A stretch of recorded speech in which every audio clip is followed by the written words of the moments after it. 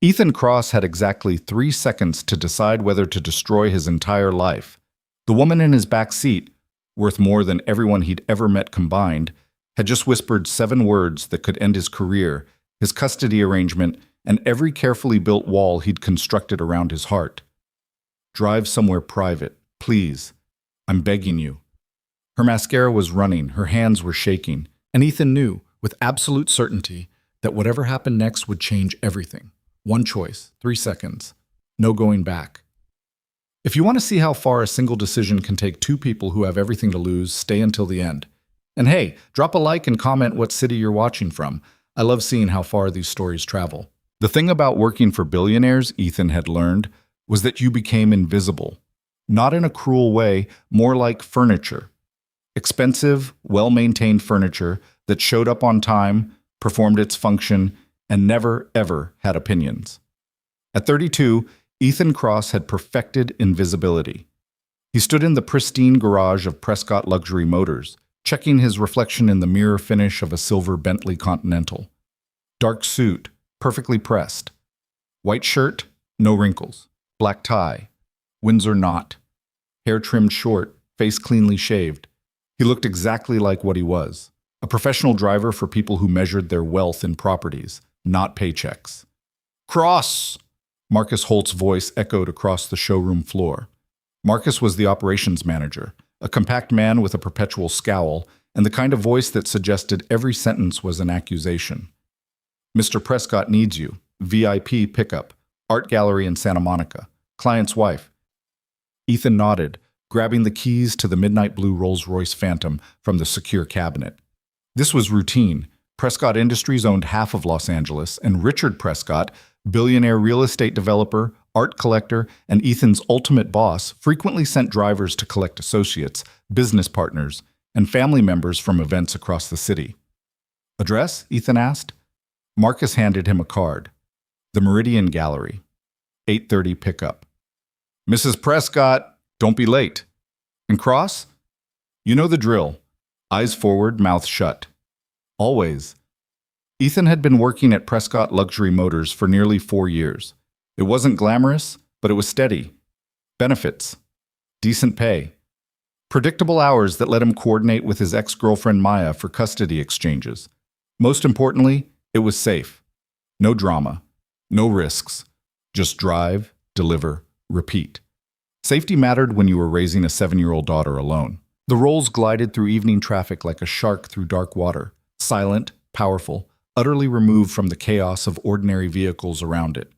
Ethan navigated the familiar streets toward Santa Monica, past palm trees backlit by the amber glow of streetlights, past restaurants where single plates cost more than his weekly groceries, past the invisible boundary between the Los Angeles he inhabited and the Los Angeles he served. The Meridian Gallery occupied a converted warehouse in the Arts District, all exposed brick and floor-to-ceiling windows glowing with warm interior light.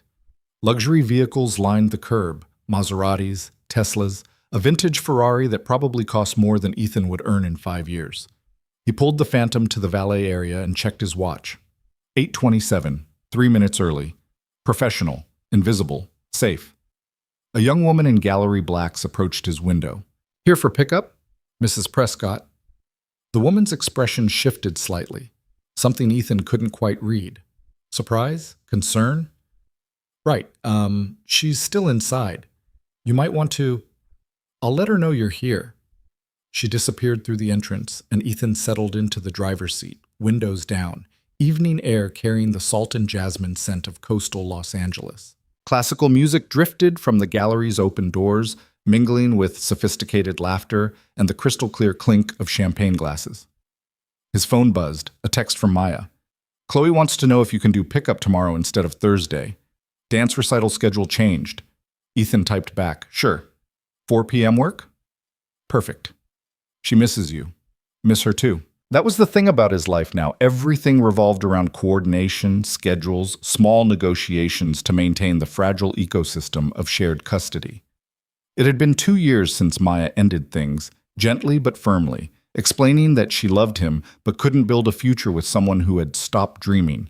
She'd wanted adventure, possibility, growth. Ethan had wanted stability. They'd both gotten what they asked for, and neither of them was particularly happy. Mr. Cross? Ethan looked up. The gallery assistant stood at the passenger door, but she wasn't alone. Behind her stood a woman who definitely was not Mrs. Prescott. Ethan had seen Richard Prescott's wife exactly 3 times, a brittle blonde with sharp features and the kind of smile that never reached her eyes. The woman approaching the car was different entirely. Late 20s or early 30s, with dark hair pulled back in an elegant twist, wearing a charcoal silk dress that managed to be both sophisticated and understated. She carried herself with perfect posture, but there was something about the set of her shoulders, the way she held her clutch against her ribs, that reminded Ethan of soldiers he'd seen in documentaries, people maintaining composure through sheer force of will. Her makeup was flawless, her jewelry minimal and expensive, but her eyes, even from 10 feet away, looked haunted. "There's been a change," the gallery assistant said quietly. "This is Ms. Vale. She'll be accompanying you instead." Ethan's training kicked in immediately. He stepped out, opened the rear passenger door, maintained professional distance. "Ms. Vale? Thank you." Her voice was cultured, controlled, and absolutely empty of emotion. She slid into the back seat without meeting his eyes. The gallery assistant leaned closer to Ethan's window. "She requested the car personally. Mr. Prescott approved it. Just be careful, okay?" Before Ethan could ask what that meant, the woman retreated into the gallery. Ethan settled behind the wheel, adjusting the rearview mirror. "Where to, Ms. Vale?" Silence. The woman stared out the tinted window at the passing streetlights, her profile absolutely still. For a moment, Ethan wondered if she'd heard him. Then, so quietly, he almost missed it. "I don't know." Ethan's hands tightened on the steering wheel. This was wrong. Everything about this situation deviated from protocol. He was supposed to deliver Mrs. Prescott to the Prescott estate in Beverly Hills. Instead, he had a stranger in his back seat who didn't know where she wanted to go. "Ms. Vale, I have instructions to return to." "Please." The word cracked slightly, a hairline fracture in perfect composure. "Just drive. Anywhere. Nowhere. I don't care. I just can't." She stopped, her breath catching audibly. "I can't go back there, not yet." Ethan met her eyes in the rearview mirror. They were dark brown, rimmed with unshed tears that perfect makeup couldn't hide. And in that moment, she wasn't a billionaire or a VIP or anyone important. She was just someone drowning in public, trying desperately not to make a scene. He knew that feeling. "Okay," Ethan heard himself say. "There's a coffee shop about 10 minutes from here. Quiet. No one will bother you there." She closed her eyes. "Thank you." He drove. The coffee shop, a small Italian place called Bella Notte, occupied a corner in a residential neighborhood far from the gallery district's gleaming surfaces. Ethan had discovered it months ago, during a long gap between pickups, and had returned whenever he needed to think. The owner, an elderly man named Giuseppe, made espresso that tasted like Rome and never asked questions. Ethan parked in the small lot behind the shop, then opened the rear door. "It's not fancy." Naomi Vale stepped out, looking around at the modest neighborhood. Small houses with tiled roofs, jacaranda trees dropping purple blossoms onto cracked sidewalks, the warm glow of kitchen windows where families shared dinner. "It's perfect." Inside, Giuseppe glanced up from behind the counter, took in Naomi's designer dress and Ethan's chauffeur suit, and simply nodded. "What can I get you?" "Espresso," Naomi said. "Double, please." "Same," Ethan added. They sat at a corner table away from the window. The shop was nearly empty, just an elderly couple sharing cannoli at the opposite end, and a college student absorbed in a laptop, headphones blocking out the world. Naomi wrapped both hands around her tiny espresso cup, staring into the dark liquid like it held answers. "You're probably wondering what you've gotten yourself into." "It's not my place to wonder." "Right, because you're the driver." She said it without malice, just stated it as fact. Invisible. Forgettable. Safe. Ethan felt something twist in his chest. Something like that. "I'm Naomi Vale. I own Vale Technologies. We develop AI infrastructure for healthcare systems. 1,200 employees, offices in 7 countries. Last year, we were valued at $3.2 billion. She took a sip of espresso, her hands remarkably steady now. "I'm telling you this because in about 5 minutes, you're going to hear your phone ring. It'll be your boss or your boss's boss or someone even higher up the chain. They'll tell you to bring me back immediately. They'll suggest your job depends on it. Ethan's phone buzzed in his pocket. He didn't check it. You're not what I expected, he said instead. What did you expect? Mrs. Prescott. Naomi's laugh was hollow. Veronica? Yes, she was supposed to be at that gallery tonight. But Veronica doesn't go to art galleries anymore. She goes to charity luncheons and country clubs and events where being Mrs. Richard Prescott is the whole point. She set down her cup. Do you know what it's like to watch someone disappear inside a marriage? To see a woman with degrees from Yale and Columbia reduce herself to arm candy and committee chairperson because that's what her husband's empire requires? Ethan thought about Maya, about how she'd accused him of the same thing, disappearing inside safety, choosing stability over actually living. I might have some idea. Richard and Veronica have been married for 15 years. They have 3 children, 2 houses, and exactly 0 conversations that don't involve scheduling or appearance management. Veronica told me at last month's fundraiser that she couldn't remember the last time Richard asked her opinion on anything that mattered. Naomi's voice remained steady, clinical, like she was presenting research data. Do you know what she does now? She collects art, buys paintings and sculptures that end up in storage because Richard thinks contemporary art is frivolous. She spends hundreds of thousands of dollars on things she'll never display, never enjoy, never even see again. Why are you telling me this? Naomi looked directly at him for the first time. Because Richard Prescott is my husband. The words landed like a physical blow. Ethan's mind raced, recalculating everything. Richard Prescott was married to Veronica Prescott. Everyone knew that. The society pages, the charity circuits, the second marriage, Naomi continued, reading his confusion. Veronica was first, I'm the upgrade. The trophy wife who came with her own fortune, which made the arrangement even more appealing. We've been married for 3 years. No children, prenup that would make your eyes water, and a life that looks absolutely perfect from the outside. Ethan's phone buzzed again. He silenced it without looking. You're risking your job for someone you don't know, Naomi observed. Maybe I'm tired of playing it safe. She studied him, really looked at him, and Ethan felt weirdly exposed. Like she could see past the uniform, past the professional distance, into the parts of himself he'd buried under routine and responsibility. How old is your daughter? Naomi asked quietly. Ethan blinked. How did you? You've checked your phone 4 times since we sat down. Not for work. You silenced those calls. Personal. And you have that look fathers get, like part of your mind is always somewhere else, making sure someone small is okay. 7. Her name is Chloe. You're not married. Was, briefly, it didn't work out. Naomi nodded slowly. Let me guess. She wanted more. You wanted safe. She left. You convinced yourself it was for the best, because at least now you could focus on being a good father without disappointing a partner. Ethan's jaw tightened. You don't know me. No. But I know what it looks like when someone stops living their own life. She leaned forward slightly. I used to paint. Did you know that? Before Veil Technologies. Before the boards and the acquisitions and the endless networking events. I painted. Abstract expressionism, mostly. Terrible at first, but I loved it. I'd lose entire days in my studio, covered in paint, making messes and mistakes and things that actually felt real. What happened? I got successful, built a company, made money, met Richard at a tech conference in Singapore. He was charming, brilliant, connected to everyone who mattered. We got married 6 months later, and somewhere in there I stopped painting, not all at once, just gradually. The studio became a home office. The canvases got replaced with filing cabinets. I told myself it was temporary, that I'd get back to it once things settled down. But things never settle down. No, they don't.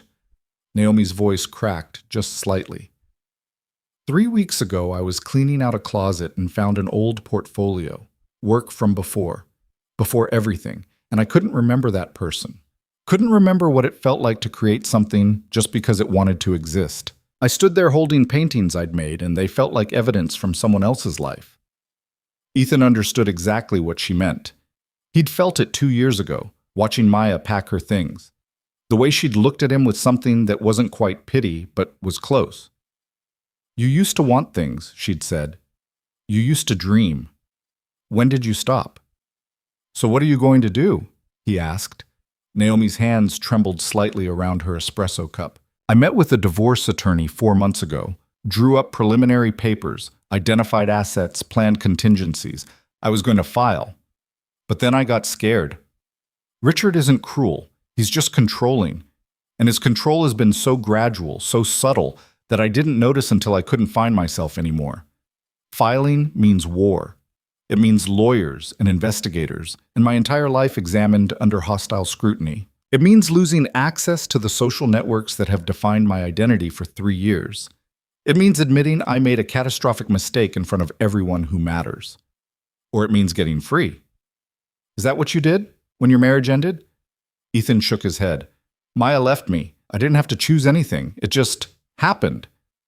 Was she right about you stopping?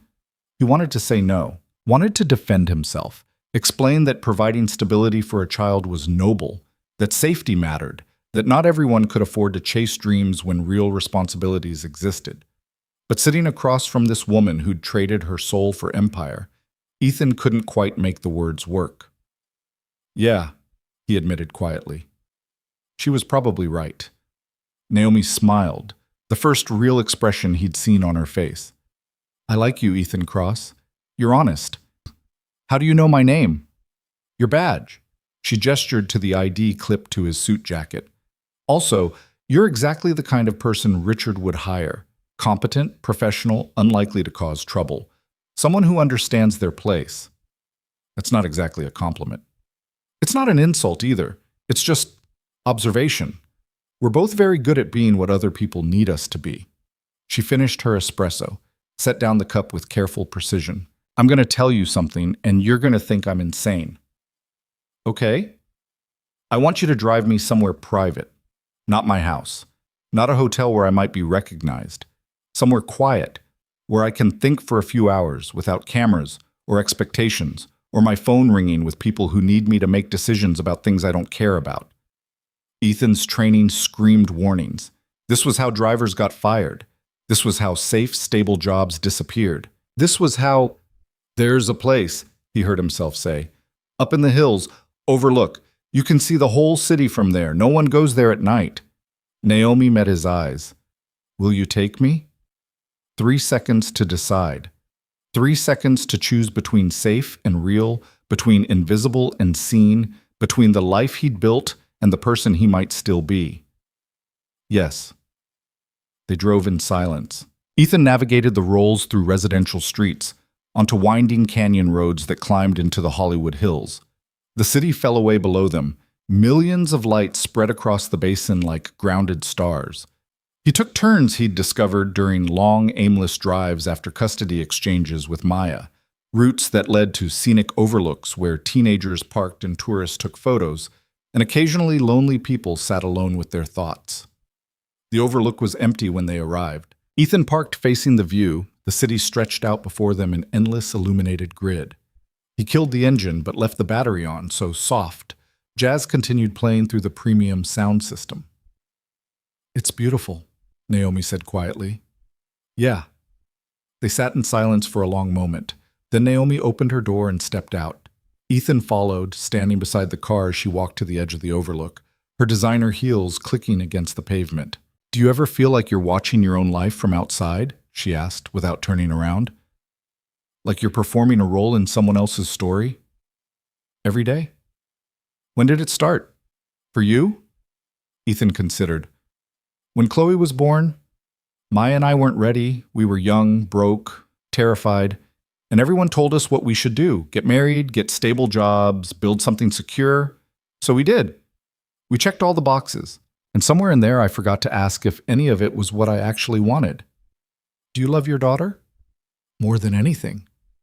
But you wonder sometimes who you'd be without her. That makes me sound like a terrible father. Naomi turned to face him. It makes you sound human. Loving someone doesn't mean they don't cost you other versions of yourself. It just means you decided they were worth it. Is Richard worth it? She laughed, sharp, brittle. Richard is brilliant, connected, powerful, and completely incapable of seeing me as anything other than an asset to be managed. I thought I was choosing a partner. I got a CEO who never leaves the office, even at home. Then why stay? Because leaving means admitting I failed. Because my entire professional identity is built on making smart decisions, and this marriage was catastrophically stupid. Because I'm 30 years old and terrified that if I walk away from this, I'll discover I traded the best years of my life for absolutely nothing. Her voice cracked. Because I don't remember how to be alone. Ethan stepped closer, not touching, just present. You're not alone right now. Naomi looked at him, really looked at him, and something shifted in her expression. Vulnerability. Recognition. The way people look at each other when masks drop and real sees real. I filed the papers this morning, she said quietly. Went to the attorney right after breakfast, signed everything.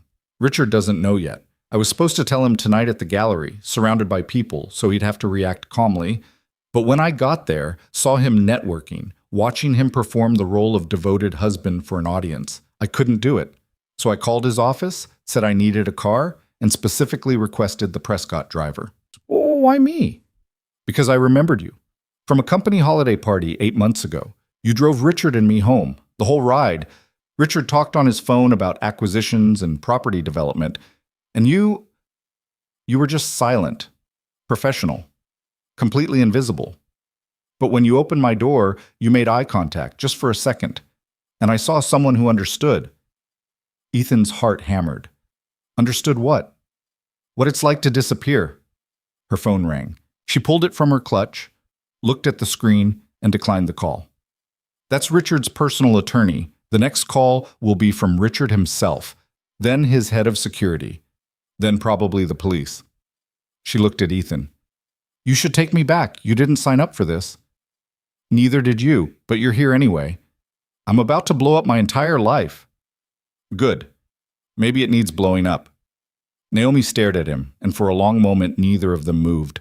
Then she stepped forward, closing the distance between them, and without thinking, without planning, Ethan reached out and took her hand. It wasn't romantic. It wasn't sexual. It was just two people standing on a cliff above a city full of strangers, holding on to each other like anchors in a storm they'd both been weathering alone for far too long. I'm scared, Naomi whispered. Me too.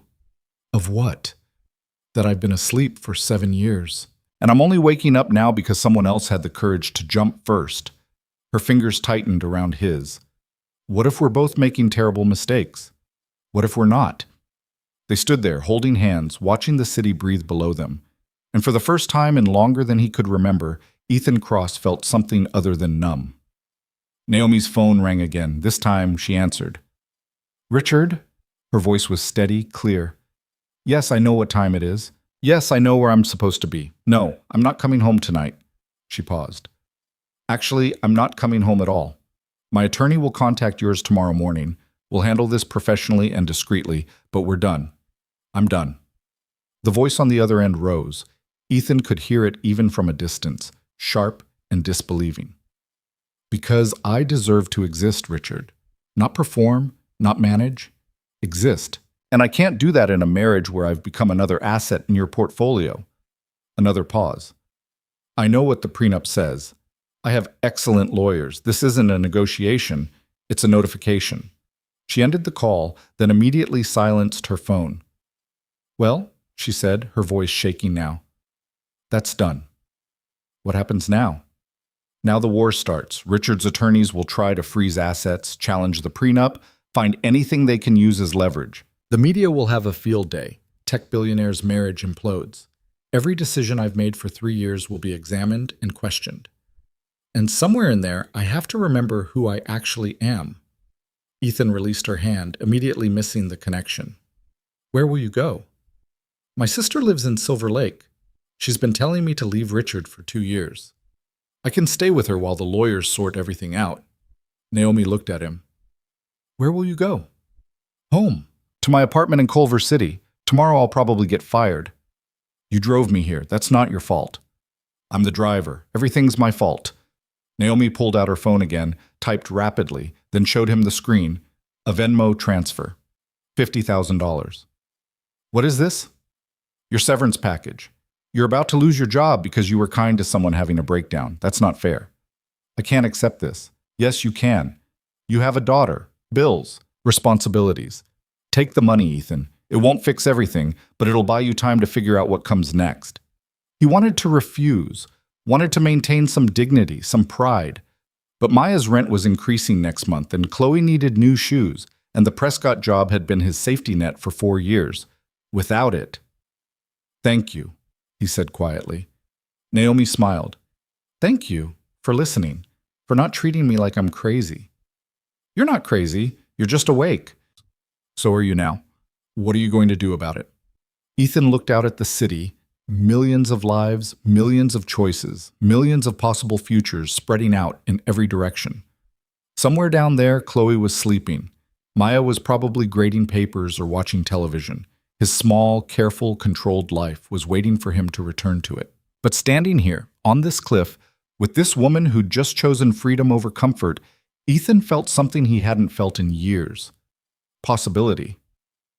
I don't know, he admitted, but I think I want to find out. They drove back in silence, not uncomfortable, just contemplative. Ethan took Naomi to her sister's address in Silver Lake, a modest craftsman house with a warm porch light and garden full of succulents. A woman who looked like a younger, more relaxed version of Naomi opened the door before they'd even parked, running down the steps in bare feet and pajamas. Thank God, the sister said, pulling Naomi into a fierce hug. I've been calling you for hours. I know. I'm sorry. I needed to think. The sister looked at Ethan over Naomi's shoulder, assessing. You the driver? Yes, ma'am. Did you take care of my sister? I tried. Good. She released Naomi, kept one arm around her shoulders. Come on, I made up the guest room. You can deal with everything else tomorrow. Naomi turned back to Ethan. Thank you for everything. Take care of yourself, Ms. Vale. Naomi. Just Naomi. Take care of yourself, Naomi. She smiled, tired, scared, but genuine. You too, Ethan Cross. He watched them disappear into the house, then drove the Rolls back to Prescott Luxury Motors. The garage was dark, empty. He parked the vehicle in its designated spot, placed the keys in the secure cabinet, and walked to his own car, a 10-year-old Honda Civic with a dent in the passenger door and Chloe's booster seat in the back. His phone had 17 missed calls, 6 voicemails, dozens of texts escalating from concerned to angry to threatening. The last one, from Marcus Holt, was simple. Don't bother coming in tomorrow. You're done. Ethan sat in his car, hands on the steering wheel, and waited to feel devastated. But instead he felt strangely light, like he'd been carrying something heavy for so long that he'd forgotten what it felt like to stand up straight.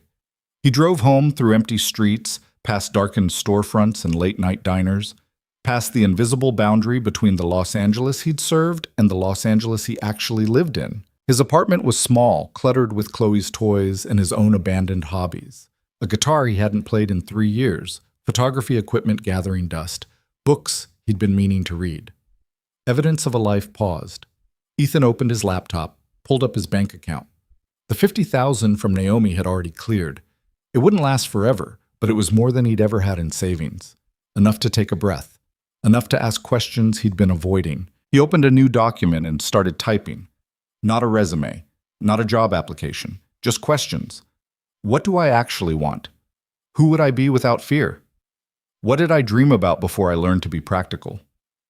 He typed until 3 in the morning, until his eyes burned and his thoughts started blurring together. And somewhere in those pages of half-formed ideas and abandoned hopes, Ethan began to see the outline of someone he used to know. Someone who'd stopped existing around the same time he'd learned to be invisible. Someone worth finding again. The morning after losing his job arrived with the kind of cruel sunshine that Los Angeles specialized in. Bright, relentless, indifferent to personal catastrophe. Ethan woke on his couch, neck stiff from an awkward sleeping angle, his laptop still open on the coffee table displaying the rambling document he'd created in the early hours. Questions without answers. Dreams without plans. A map to nowhere written by someone who'd forgotten how to navigate. His phone buzzed. Maya, can you still do pickup at 4? Chloe's been asking about you all morning. Ethan stared at the message, reality settling over him like cold water. He'd lost his job, his steady, safe, carefully maintained job, the foundation of his custody arrangement, his apartment lease, his entire adult identity. And in approximately 7 hours, he'd have to look his daughter in the eye and pretend everything was fine. Yeah, 4 p.m. I'll be there. He showered, dressed in jeans and a t-shirt instead of the suit that had become a second skin, and made coffee strong enough to strip paint. The apartment felt different in daylight, smaller, shabbier, full of evidence of compromises he'd made so gradually he'd stopped noticing them. The guitar in the corner with broken strings, the camera equipment he'd bought with tax returns 3 years ago, used twice, then shelved. The stack of screenwriting books he'd collected in college, back when he'd thought he might write stories instead of just surviving them. His phone rang. Unknown number. Ethan considered letting it go to voicemail, then answered anyway. Mr. Cross? The voice was professional, female, vaguely familiar. This is Jennifer Chen from Whitmore and Associates. I'm calling on behalf of Naomi Vale. Ethan's chest tightened. Is she okay? She's fine, better than fine, actually. She wanted me to reach out to you directly. I understand you lost your position at Prescott Luxury Motors due to events last night. That's one way to put it. Ms. Vale feels responsible. She's asked me to extend an offer. My firm represents several executives and business owners who require reliable, discreet drivers. The pay is competitive, the hours are flexible, and the clientele understand the difference between employees and furniture. It was a lifeline. Practical, immediate, exactly what someone in Ethan's position needed. And somehow, accepting it felt like stepping backward into the same cage with a different lock. That's generous, Ethan said carefully. Can I think about it? A pause. Of course. But Mr. Cross, Miss Vale also wanted me to tell you something. She said, and I quote, "Tell him the Overlook was the first honest conversation I've had in 3 years, and that running away from safe doesn't mean running toward stupid. It just means running toward real." Ethan closed his eyes. When does she need an answer? End of the week. Take your time. Figure out what you actually want. The call ended. Ethan stood in his small kitchen, holding his phone, staring at the corkboard above his microwave where Chloe's drawings were pinned. Stick figures holding hands, houses with triangle roofs, suns with ray-beam smiles. Evidence of someone who still believed the world could be simple. He spent the morning doing something he hadn't done in years. He researched himself. Not job listings or practical next steps. Just curiosity about the person he used to be. He found his old college portfolio online, buried in an abandoned blog. Screenplay excerpts, short stories, film analysis essays written with the kind of passionate certainty only 20-year-olds possessed. The writing was rough, overconfident, but it had energy. It had voice. It had the unmistakable signature of someone who believed what they created mattered. Ethan barely recognized that person. He was reading an old script about a jazz musician struggling with fatherhood when his doorbell rang. He wasn't expecting anyone. Maya had her own key for emergencies. His parents lived in Arizona and called before visiting. Through the peephole, Naomi Vale, wearing jeans and a simple gray sweater, her hair down, no makeup, looking more human than she had the night before. Ethan opened the door. "How did you find my address?" "I'm a billionaire going through a divorce. I have excellent attorneys and questionable boundaries. Can I come in?" He stepped aside. Naomi entered, taking in the cluttered apartment with the kind of careful attention people use when they're trying to understand someone through their environment. Her eyes lingered on Chloe's drawings, the abandoned guitar, the photography equipment. "Coffee?" Ethan offered. "Please." They sat at his small kitchen table, the same one where he and Maya used to plan their weeks, where he helped Chloe with homework, where he'd eaten 1,000 solitary meals while convincing himself this was enough. "You didn't have to come here," Ethan said. "I know, but I wanted to check on you, make sure you were okay." "I'm unemployed and slightly terrified, but yeah, okay." Naomi wrapped her hands around the coffee mug, a gesture he recognized from the night before. "I talked to my attorney this morning. Richard's legal team is already moving aggressively. They're questioning my mental state, suggesting I've been influenced by outside parties trying to paint me as unstable." "Are they mentioning me?" "Not yet. But they will. My sister's boyfriend is a private investigator. He warned me they'll dig into anyone I've had contact with recently. They'll find the Venmo transfer. They'll find out I spent 3 hours alone with my husband's driver the night I filed for divorce. They'll try to use it. Ethan's stomach dropped. To use it how? To suggest I've been having an affair, that I'm emotionally compromised, that the divorce is about something scandalous rather than what it actually is. Me finally admitting I made a mistake. She met his eyes. I'm not asking you to lie, but I'm warning you that your life is about to get examined by people with significant resources and zero ethical boundaries. Great. I'm sorry. I never meant to drag you into this. You didn't drag me. I drove there on my own. Ethan leaned back in his chair. What are you going to do? Fight. My prenup is solid, but Richard has connections that go deep. He sits on boards, chairs committees, knows everyone who matters in Los Angeles business circles. He'll use all of it to make this difficult. She paused. My attorney asked me what I want from the settlement, and I realized I don't want anything except out. I'll walk away from the house, the social connections, everything we built together. I just want my company and my freedom. That's a lot to give up. It's not giving up, it's cutting losses.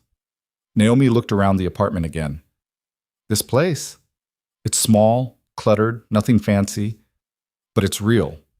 You live here, not perform. Live. I haven't had that in 3 years.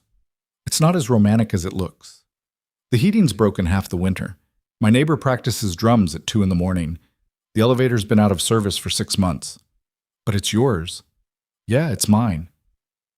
They sat in comfortable silence for a moment.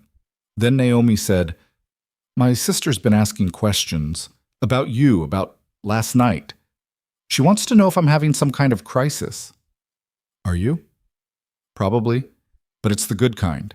The kind where you wake up and realize you've been sleepwalking through your own life. She smiled.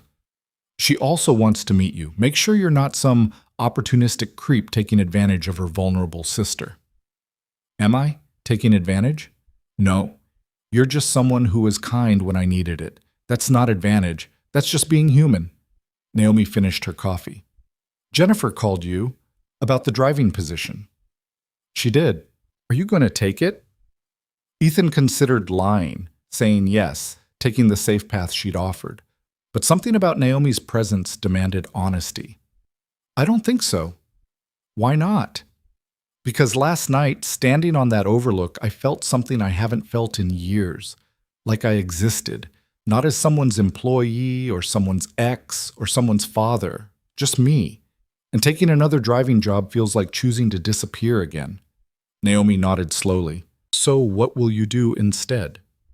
I have no idea, which is terrifying and kind of exciting at the same time.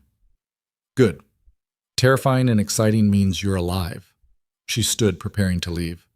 Can I ask you something? Sure. Last night, when you drove me to that overlook instead of taking me back to the estate, why did you do it? You knew it would cost you your job, but you did it anyway. Ethan thought about it, about the moment he'd made the choice, about seeing her face in the rearview mirror and recognizing something he'd been hiding from in himself. Because you asked me to, and nobody's asked me for anything real in a very long time. Naomi's expression softened. Thank you for that, for all of it. She hesitated at the door. My sister's having people over tomorrow night. Just casual. Dinner, conversation. You should come. Bring your daughter if you want. Emma, my sister, makes the world's best lasagna, and she's been wanting to meet the mysterious driver who helped me escape. I don't want to complicate your life more than I already have. You haven't complicated anything. You've simplified it. For the first time in 3 years, I know exactly what I want. To be free and figure out who I am without someone else's expectations.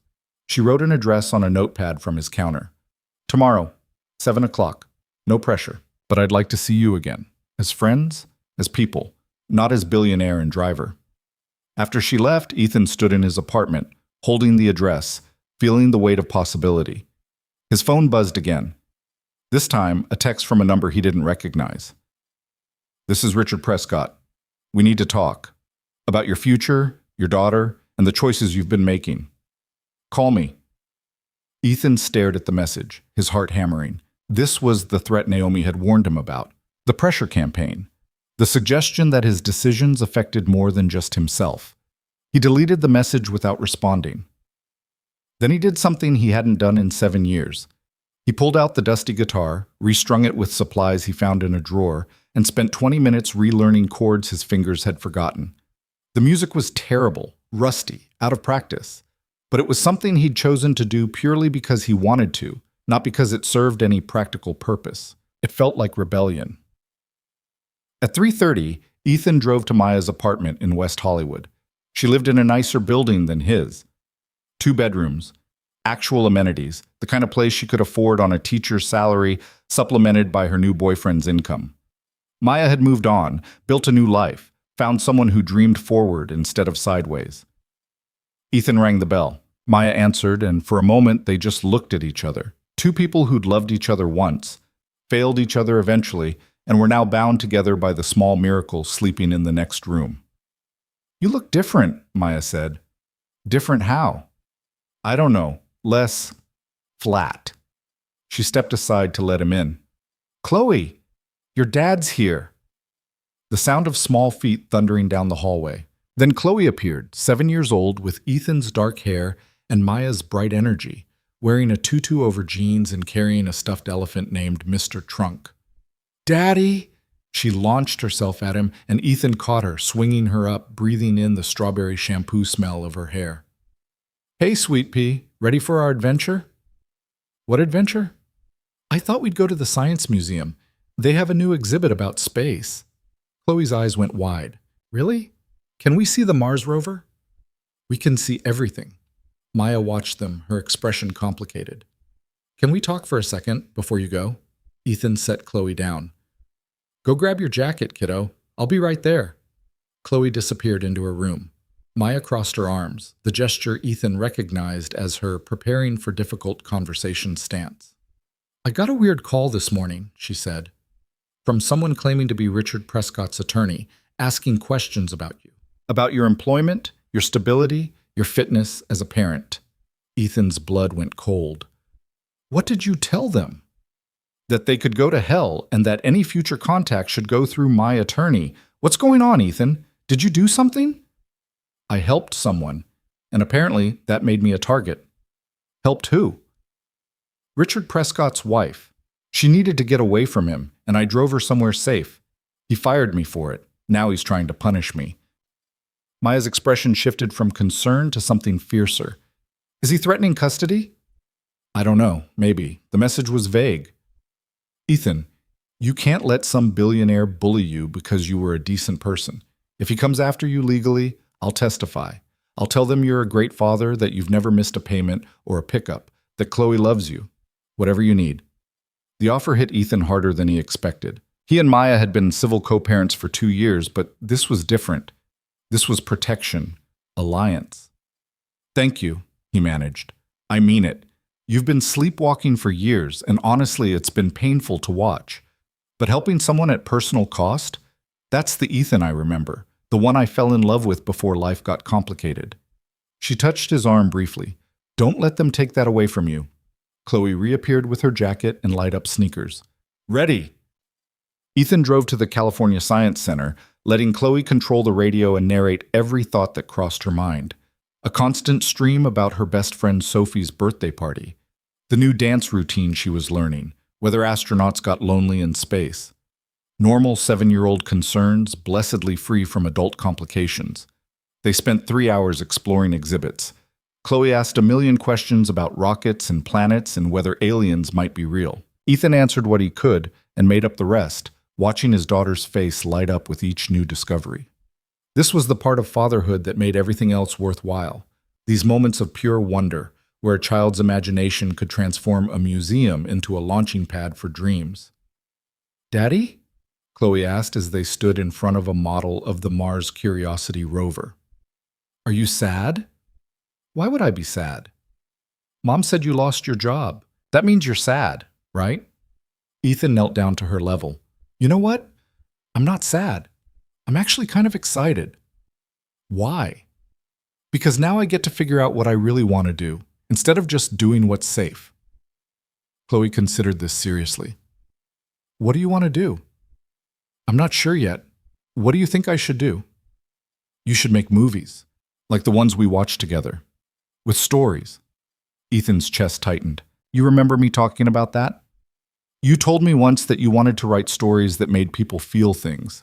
I think you should do that. Out of the mouths of children came the truths adults spent years avoiding. Ethan hugged his daughter, overwhelmed by how clearly she could see him when he'd spent so long making himself invisible. Maybe I will, he said. Maybe I really will. They got ice cream on the way back to Maya's, Chloe chattering about the rover and space and whether Mr. Trunk would like to be an astronaut. When Ethan pulled up to Maya's building, Chloe hugged him tight. I love you, Daddy. I love you too, Sweet Pea. More than all the planets. Even Jupiter? Even Jupiter. Maya was waiting in the lobby. Chloe ran to her, immediately launching into a detailed description of everything they'd seen. Maya listened patiently, then looked at Ethan over Chloe's head. Thank you, she mouthed. Ethan nodded. Then on impulse, he said, Maya, I'm going to a dinner tomorrow night, just friends, casual. Would it be okay if I brought Chloe? I know it's not my scheduled day, but who's hosting? Someone I met recently. Her sister, actually. It's complicated. Maya studied him. Is this the person you helped? The one that got you fired? Yeah. Is she good people? Ethan thought about Naomi standing in his apartment, looking at Chloe's drawings with genuine interest, about her honesty on the overlook, about the way she'd thanked him for being kind like kindness was rare and precious. Yeah, she's good people. Then yes, bring Chloe. Text me the address and have her home by 9. That night, Ethan couldn't sleep. He lay in bed, staring at the ceiling, thinking about the choice in front of him. He could take the safe path, accept the driving position Jennifer Chen had offered, rebuild stability, prove to Richard Prescott and the world that he was exactly who they thought he was. Reliable, forgettable, safe. Or he could do something terrifying. At midnight, he got up, opened his laptop, and started writing. Not questions this time. A story. About a driver who meets a woman drowning in her own success. About an overlook above a city. About two people choosing reality over performance. The words came slowly at first, then faster, until he was typing without thinking, just letting the story flow through him the way it used to in college, when creation felt like breathing. He wrote until sunrise, until his eyes burned and his fingers ached, until he had 20 pages of rough, imperfect, real storytelling. It wasn't good, but it existed, and that mattered more than he'd remembered. The next evening, Ethan picked up Chloe wearing clean jeans and a button-down shirt. Not formal, but not slovenly either. Chloe wore her favorite purple dress and insisted on bringing Mr. Trunk because new people need to meet him properly. The address Naomi had given him led to a craftsman house in Silver Lake, the same place he'd dropped her off 2 nights ago. Warm light spilled from the windows. Music drifted into the street, something jazzy and old-fashioned. Voices, laughter, the comfortable chaos of people who genuinely liked each other. Ethan rang the bell, Chloe holding his hand. The door opened. Naomi stood there wearing jeans and a soft blue sweater, her hair still down, her face bright with genuine welcome. Ethan, you came. Then she looked down. And you must be Chloe. This is Mr. Trunk, Chloe announced, holding up the elephant. He's very pleased to meet you. Naomi crouched down, taking Mr. Trunk's stuffed trunk in her hand and shaking it solemnly. The pleasure is entirely mine, Mr. Trunk. We have a very strict no boring adults policy here. Do you think Chloe can help us enforce it? Chloe giggled. I can try. They entered into warmth and noise. The house was smaller than Ethan expected, decorated with actual personality, mismatched furniture, plants everywhere, artwork that looked chosen for love rather than investment value. About a dozen people clustered in the living room and kitchen, ranging from 20s to 60s, representing a beautiful cross-section of chaos. A woman who looked like Naomi but softer around the edges approached. You must be Ethan. I'm Emma. Thanks for taking care of my sister. I didn't really do anything. You did more than you know. Emma looked down at Chloe. And who's this? I'm Chloe. I'm 7. This is Mr. Trunk. Do you have any pets? 2 cats. They're hiding because we have too many people. Want to help me find them? Chloe's eyes lit up. She looked at Ethan for permission. Go ahead. Stay where I can see you. Chloe and Emma disappeared toward the back of the house. Naomi touched Ethan's elbow gently. Thank you for bringing her. I wanted to meet her.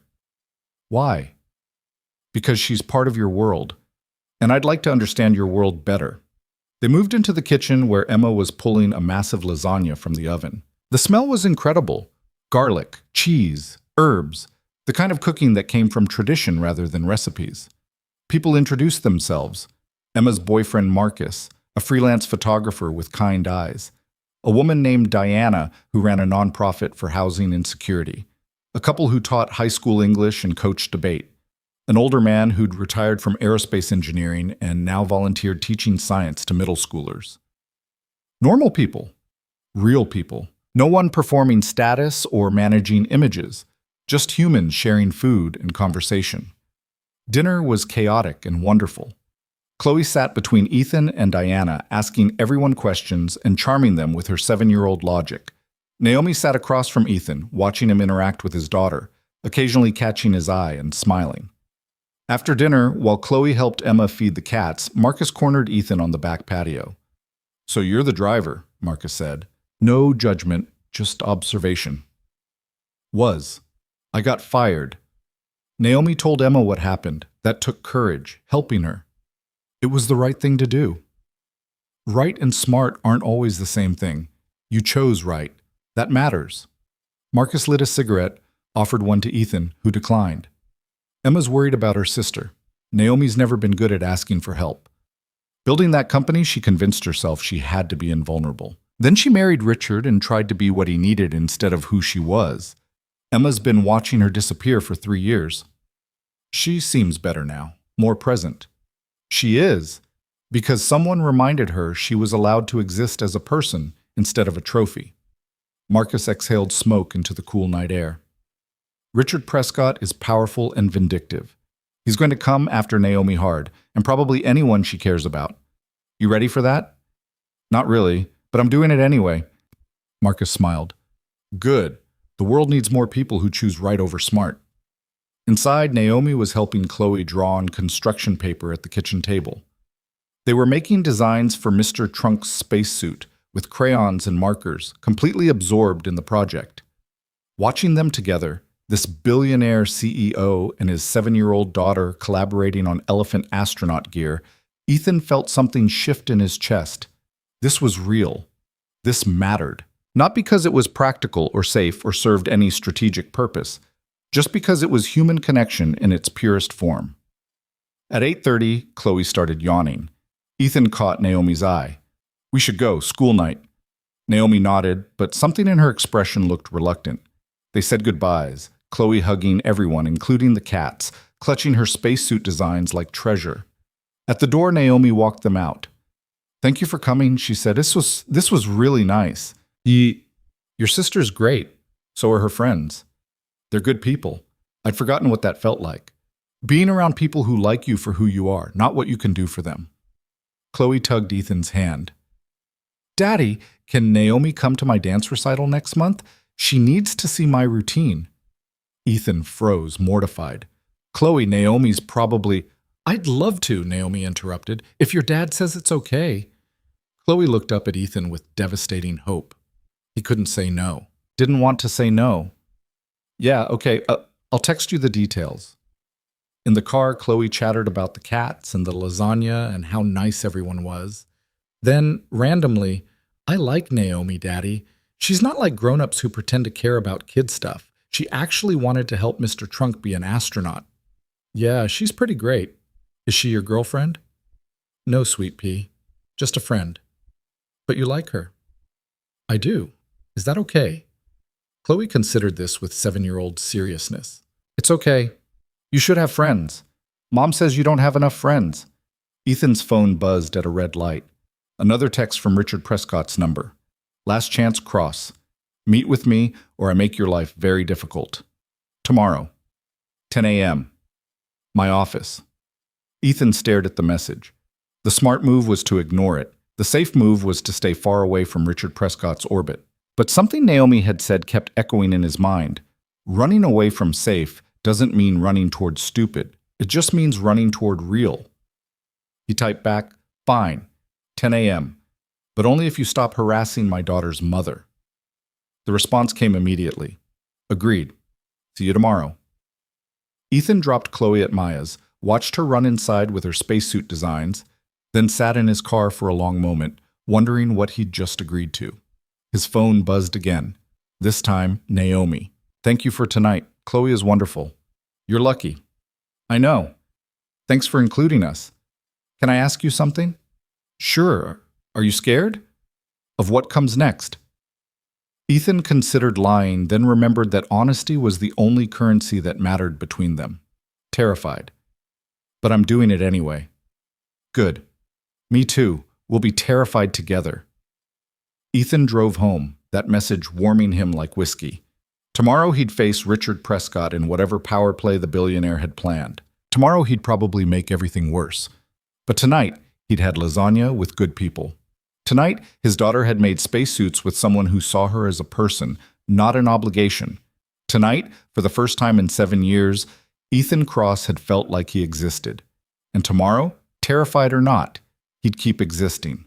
Keep choosing real over safe.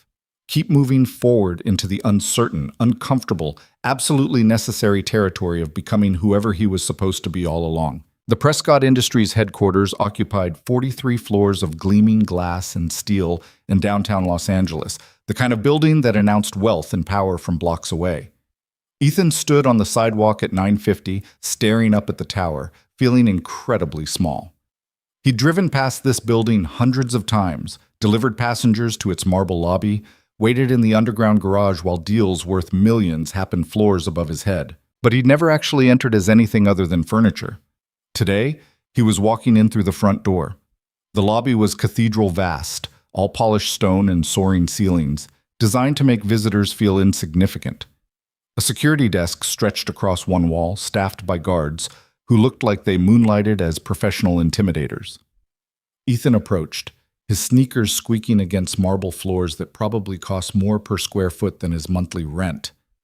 "Ethan Cross, I have a 10 o'clock with Mr. Prescott." The guard checked his computer, eyebrows rising slightly. "ID, please." Ethan handed over his driver's license. The guard studied it longer than necessary, making a show of verification. Finally, he printed a visitor badge and slid it across the desk. 40th floor, elevator bank C. Someone will meet you." The elevator was silent, fast, disorienting. Ethan watched the floor numbers climb, his reflection multiplying in the mirrored walls. He looked exactly like what he was, an unemployed driver in khakis and a button-down shirt, walking into a world where his annual salary wouldn't cover the cost of the art in the reception area. The doors opened onto sleek corporate luxury. A receptionist who could have modeled for fashion magazines looked up from her pristine desk. "Mr. Cross?" "That's me. Mr. Prescott is expecting you. Conference room 3. Follow me." She led him down a hallway lined with photographs of Prescott developments. Luxury hotels, residential towers, shopping complexes spreading across multiple continents. Evidence of empire built by the man who now wanted to crush Ethan for the crime of being kind. The conference room was all windows, offering a panoramic view of Los Angeles spread out like a circuit board of ambition and inequality. Richard Prescott stood with his back to the door, hands clasped behind him, staring out at his kingdom. "Mr. Cross, thank you for coming." Prescott's voice was smooth, cultured, with the particular accent of old money trying to sound accessible. He turned, and Ethan got his first clear look at the man who'd employed him for 4 years without ever speaking directly to him. Richard Prescott was 58, fit in the way wealthy men achieved through personal trainers and nutritionists, with silver hair styled perfectly and a suit that probably cost what Ethan used to make in 2 months.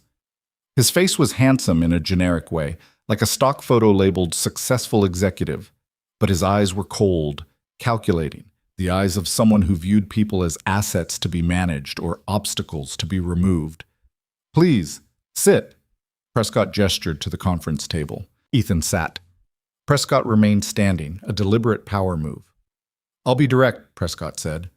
"My wife is making a very foolish decision, filing for divorce based on emotional reasoning rather than practical consideration. I'm told you facilitated her departure from a company event 2 nights ago." I drove her where she asked to go.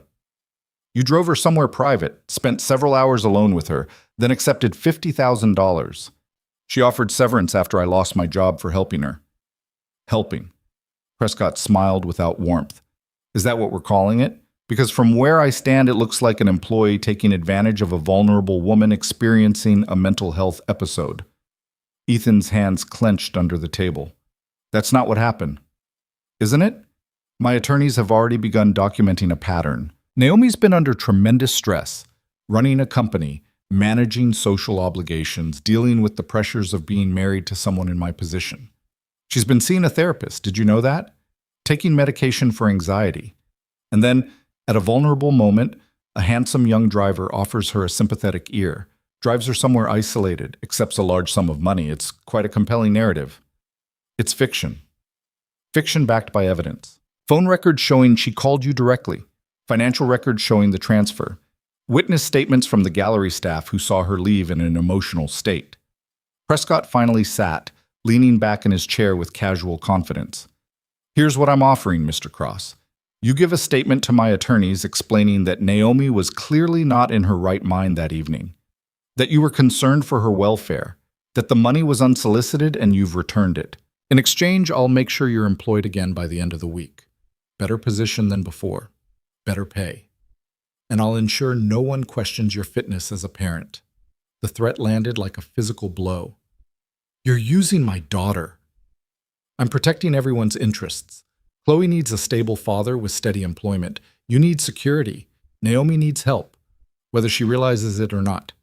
This can benefit everyone, except it's based on lies. It's based on interpretation. Reality is remarkably flexible when you have the right attorneys. Prescott leaned forward.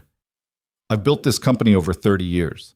I'm not about to let it be damaged by a midlife crisis and an opportunistic driver. Naomi will come to her senses eventually. When she does, this whole episode will be remembered as a temporary lapse. But that only works if we control the narrative now.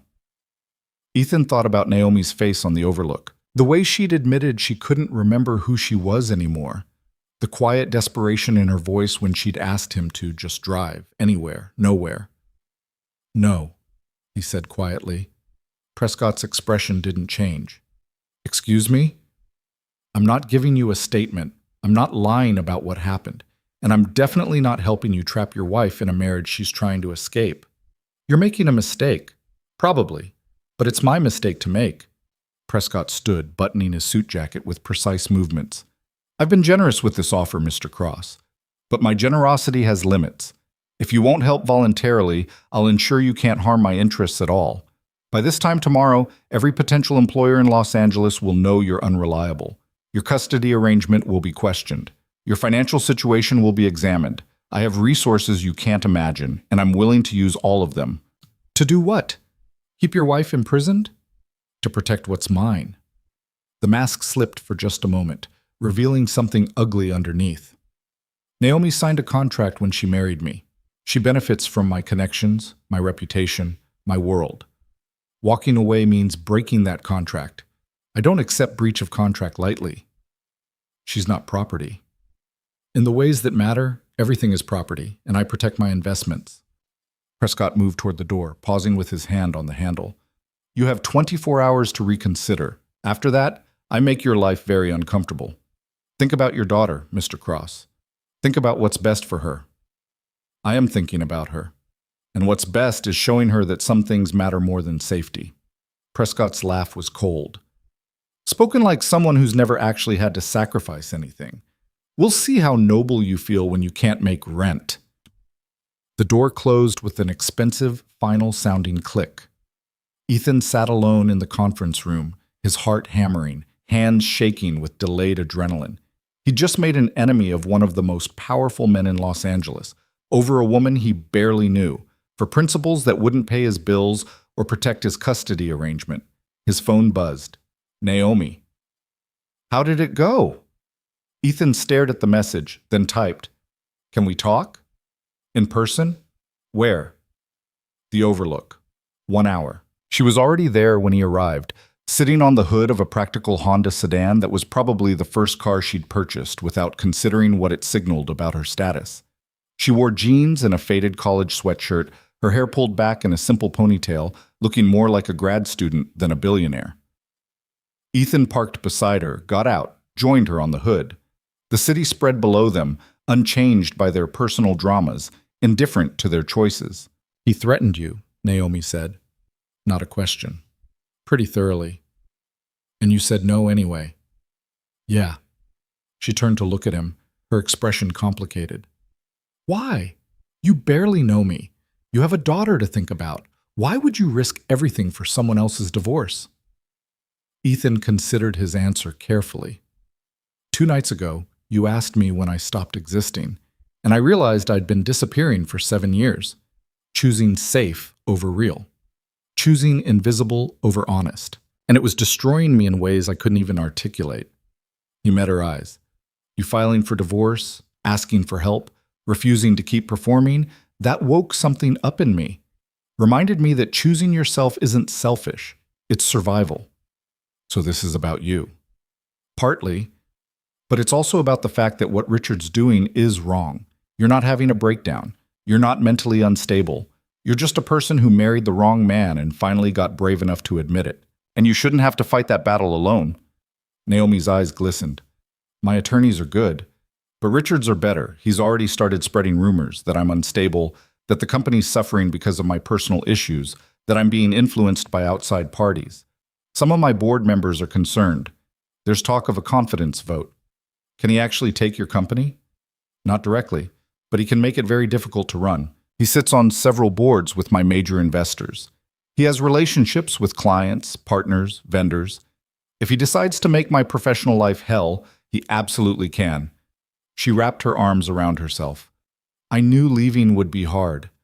I just didn't expect it to be war." "What do you need?" "Honestly, I need to remember why I'm doing this. Because right now it would be so much easier to just go back, apologize, pretend the last few days didn't happen. Richard would take me back in a heartbeat. Not because he loves me, but because divorce is inconvenient and expensive."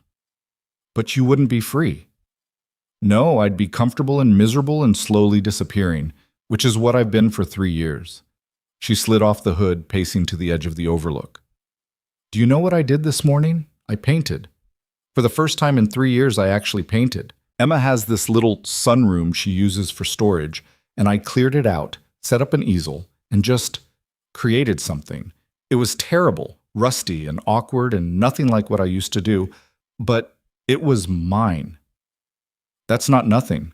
No, it's everything. It's the first thing I've done in years that didn't serve some strategic purpose or fulfill some obligation. I made it because I wanted it to exist. And when I finished, I cried for an hour because I realized how much I'd missed that feeling." Ethan joined her at the edge. "Richard told me reality is flexible if you have the right attorneys." "That's very him. Everything's transactional. Everything's manageable." "He also said you're his property." Naomi's jaw tightened. "Of course he did. That's exactly how he sees it. I'm an asset that appreciated in value when I married him. Walking away means devaluing his portfolio. You deserve better than that. I deserve what I'm willing to fight for, and I'm still figuring out if I'm brave enough to fight." She turned to face him fully. "What are you going to do? About Richard's threats?" "I don't know. I've got maybe 2 months of savings thanks to your severance. After that, I need income. But every job I apply for, Richard can sabotage. Every reference I give, he can poison. He's got reach I can't compete with. So we're both trapped. Or we're both free and just haven't figured out what that means yet." Naomi smiled despite everything. "You're annoyingly optimistic for someone whose life is falling apart." "I prefer realistic about disaster. Besides, my life's been falling apart in slow motion for years. At least now it's happening fast enough to notice." They stood in silence, watching the city breathe. Then Naomi said, "I have an idea. It's probably stupid. Stupid seems to be my specialty lately. Vale Technologies has a driver position opening, corporate transportation for executives, clients, board members. It pays well, includes benefits, and comes with a company car. I could hire you directly." Ethan's stomach dropped. That would make everything worse. Richard's attorneys would have a field day. Billionaire's wife hires the driver who helped her leave her husband. They'd destroy both of us with that narrative. You're right, it's stupid. She kicked at a pebble. I just hate that he gets to control your life because you were kind to me. He doesn't control anything unless I let him. I've got options. They're not great options, but they exist. I can drive for rideshare companies, do delivery work, find something that doesn't require references or background checks that he can manipulate. That's not fair. No, but it's temporary. Richard's got power, but he's not omnipotent. Eventually, he'll lose interest in punishing me.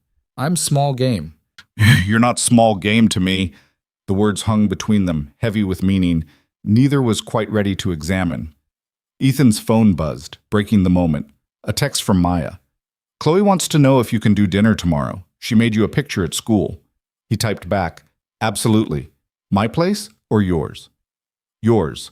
She wants to show you her room progress she's been organizing. Ethan smiled. His daughter, inheriting his need to impose order on chaos. Everything okay? Naomi asked. Yeah, Chloe wants dinner tomorrow. She's 7, so that basically means chicken nuggets and a detailed explanation of everything that happened at school, including who sat with who at lunch and why that matters for complex social dynamics I'll never fully understand. That sounds wonderful. It is. It's the best part of my week, honestly. She's got this way of making everything feel important, you know? Like whether her friend Sophie shared crayons is a matter of genuine significance that deserves serious discussion. You're a good father. I'm trying to be. My dad wasn't around much, worked constantly, provided financially, but was basically absent emotionally. I swore I'd be different, that Chloe would know she mattered more than any job or obligation. And yet you worked yourself into invisibility at Prescott. Yeah, turns out being present physically isn't the same as being present emotionally. I was there for pickups and drop-offs and scheduled time, but I wasn't really there. I was managing logistics, going through motions. What changed? You asked me to drive somewhere private, and I realized I'd forgotten how to make choices that weren't pre-approved and risk-assessed. I'd been so focused on being safe that I'd stopped being real. He looked at her. Chloe asked me last night if you were my girlfriend. Naomi's expression shifted, something vulnerable flickering across her face. What did you tell her? That we're friends. Because that's what we are, right? Right, friends. She said it carefully, like testing the weight of the word.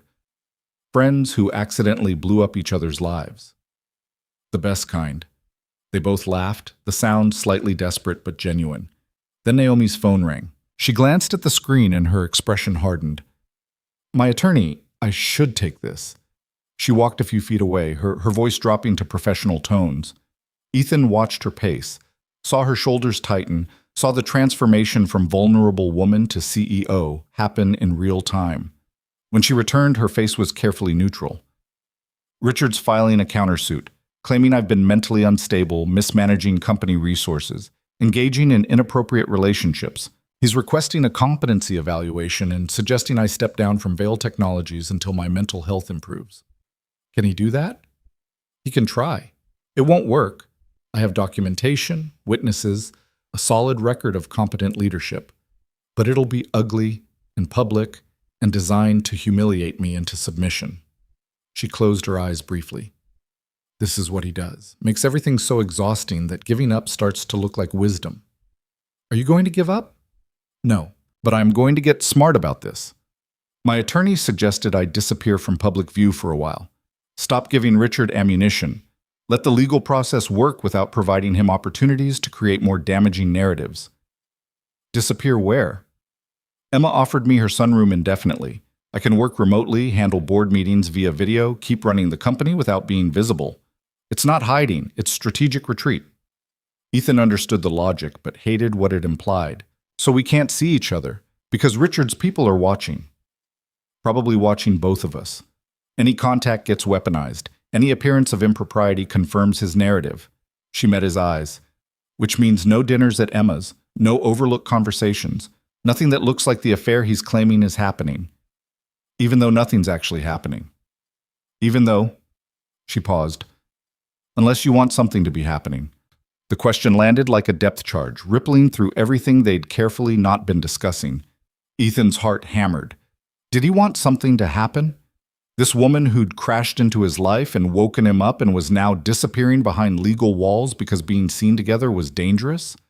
I don't know what I want, he admitted, except to not go back to being invisible and to help you stay free, whatever that looks like. That's enough for now. Naomi stepped closer, close enough that he could smell her shampoo, see the gold flecks in her brown eyes. Thank you. For saying no to Richard, for being recklessly honest when lying would have been easier, for reminding me that some things matter more than strategy. What matters more than strategy? Being real, being seen, being someone you recognize when you look in the mirror. She kissed his cheek, brief and warm, then stepped back before either of them could make it into something more complicated. I should go. Emma's expecting me. We're painting the sunroom today, actually painting, with brushes and color choices and zero consideration for resale value. She pulled out her car keys. Take care of yourself, Ethan Cross. And take care of Chloe. She's lucky to have you. Naomi? She turned back. Don't disappear completely, even if we can't see each other. Don't let Richard make you invisible again. I won't, I promise. She drove away in her practical Honda, leaving Ethan alone on the overlook with a city full of problems he couldn't solve and a daughter who deserved better than a father who'd spent 7 years sleepwalking. He pulled out his phone and did something reckless. He opened his old screenplay file, the one he'd abandoned in college when Maya got pregnant and adult responsibility became unavoidable, and started reading. The writing was raw, overly ambitious, full of the kind of earnest passion that made him cringe. But it was also alive in a way nothing he'd done since had been.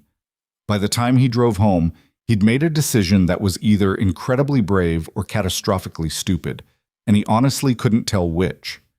The next evening, Chloe arrived at his apartment carrying a backpack full of schoolwork and Mr. Trunk wearing a construction paper space helmet she'd made in art class.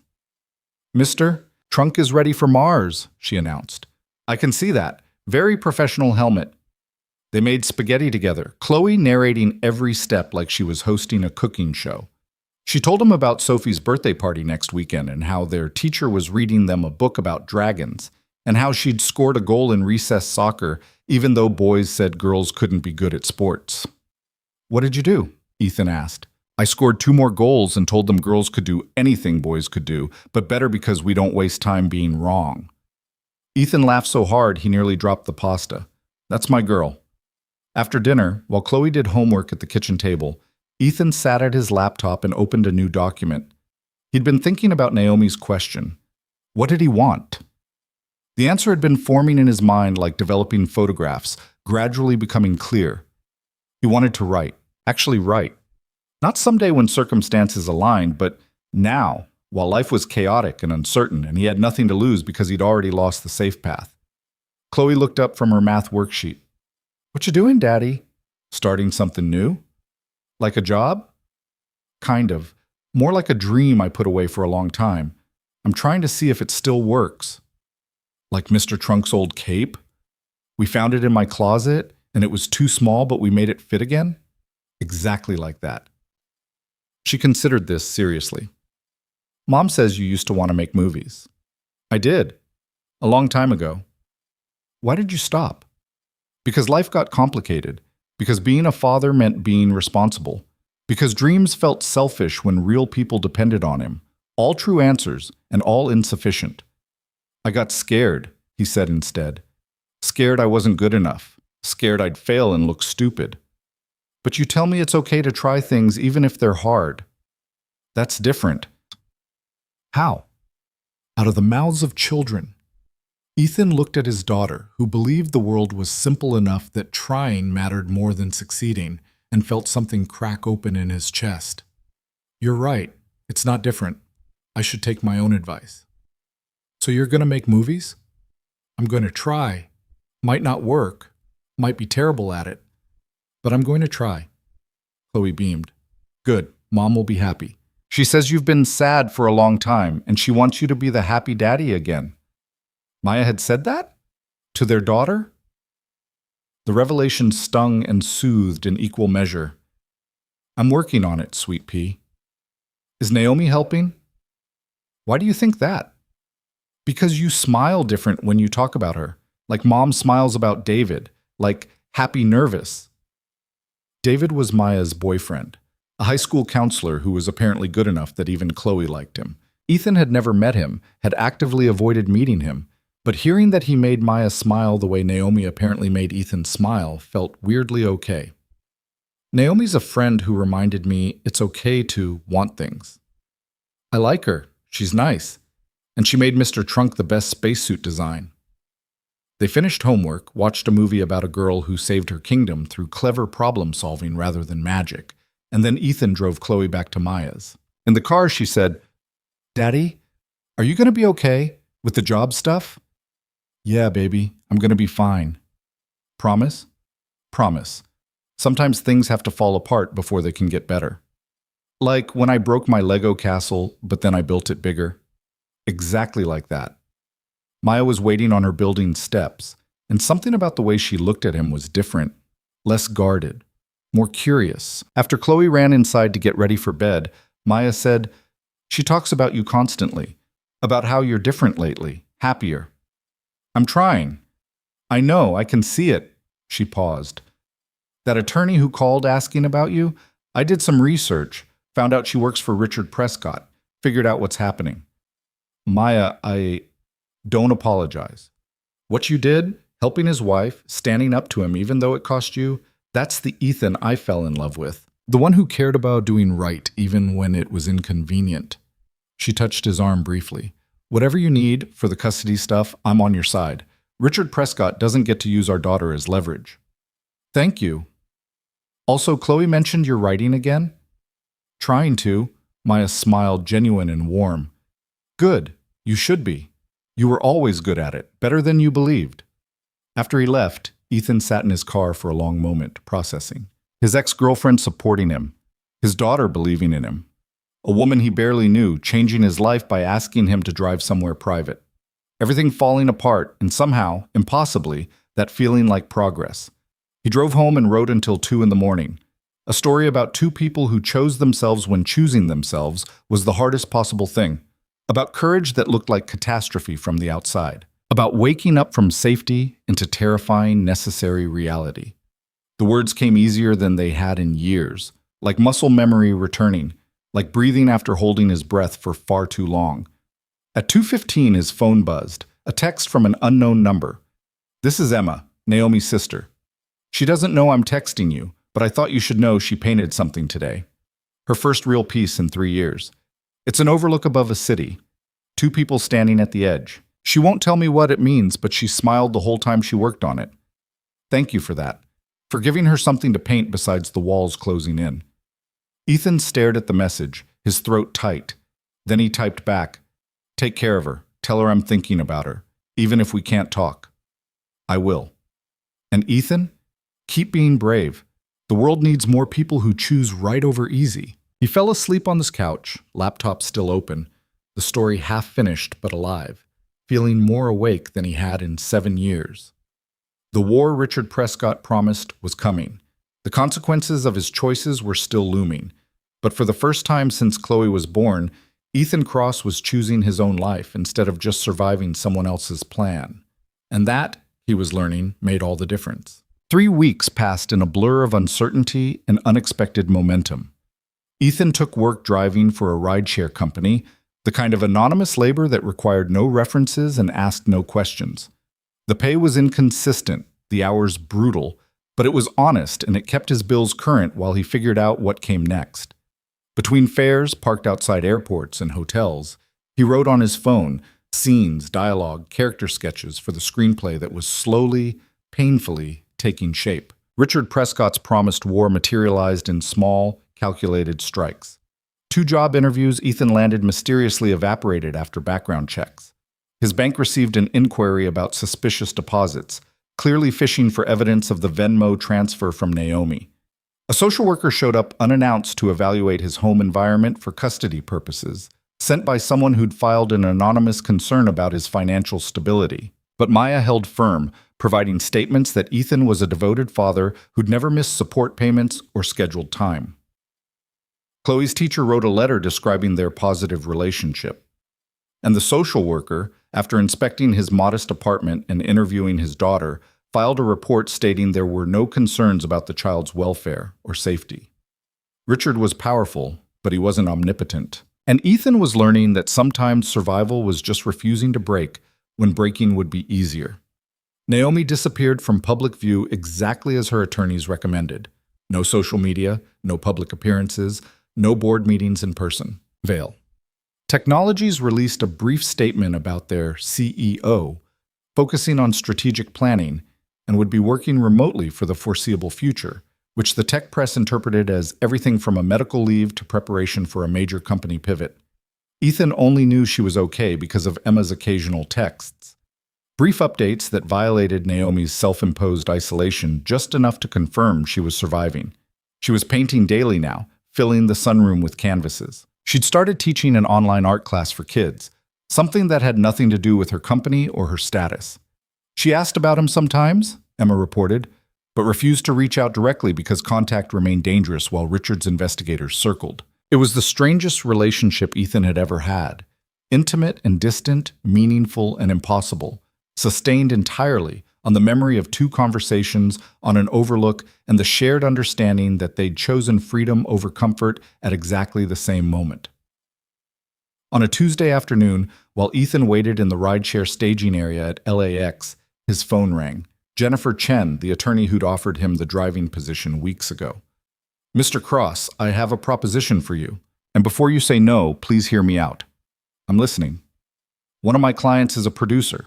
Independent films, mid-budget features, some streaming content. She's looking for a researcher and assistant for a new project about working-class Los Angeles. Someone who knows the city, understands regular people, can provide authentic perspective. The pay is modest but steady, and it's a 6-month contract with possibility of extension." Ethan's pulse quickened. "Why me?" "Because Naomi Vale suggested you, said you were a writer before you became a driver, that you understood story and character, and that you were exactly the kind of person who could keep a production grounded in reality instead of Hollywood fantasy. Naomi can't contact me directly because of her divorce, but she can recommend me for jobs? She can do whatever she wants. Richard's attorneys can complain about it, but recommending someone for legitimate employment isn't actionable. It's just good networking." Jennifer's tone shifted, becoming more personal. "Look, I know the situation is complicated, but this is a real opportunity with a real production company. No strings attached to Naomi or her legal situation, just a job that uses your actual skills instead of treating you like furniture." "What's the project?" "A feature film about a single father working as a driver who gets caught in the middle of a corporate scandal. The producer wants it to feel authentic, not exploitative. She needs someone who can help her get the details right." The irony was almost too perfect. "She knows that's basically my life right now?" "She knows. That's why she's interested. Are you available for a meeting?" Ethan looked around the staging area at the rows of drivers waiting for their next anonymous fare, and made a choice that was becoming familiar. The risky one that felt real. "Yeah, I'm available." The production company operated out of a converted warehouse in Culver City, the kind of creative space that managed to feel both industrial and welcoming. The producer, a woman named Rachel Voss, who looked about 40 with sharp eyes and an easy smile, met him in a conference room decorated with posters from films Ethan actually recognized and respected. "So you're the driver who helped a billionaire escape her marriage," Rachel said, pouring coffee from a French press. "That's quite an opening act." "Is that going to be a problem?" "Only if you're worried about it.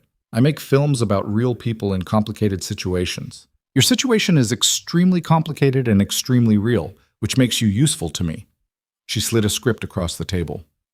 "This is the current draft. It's not working.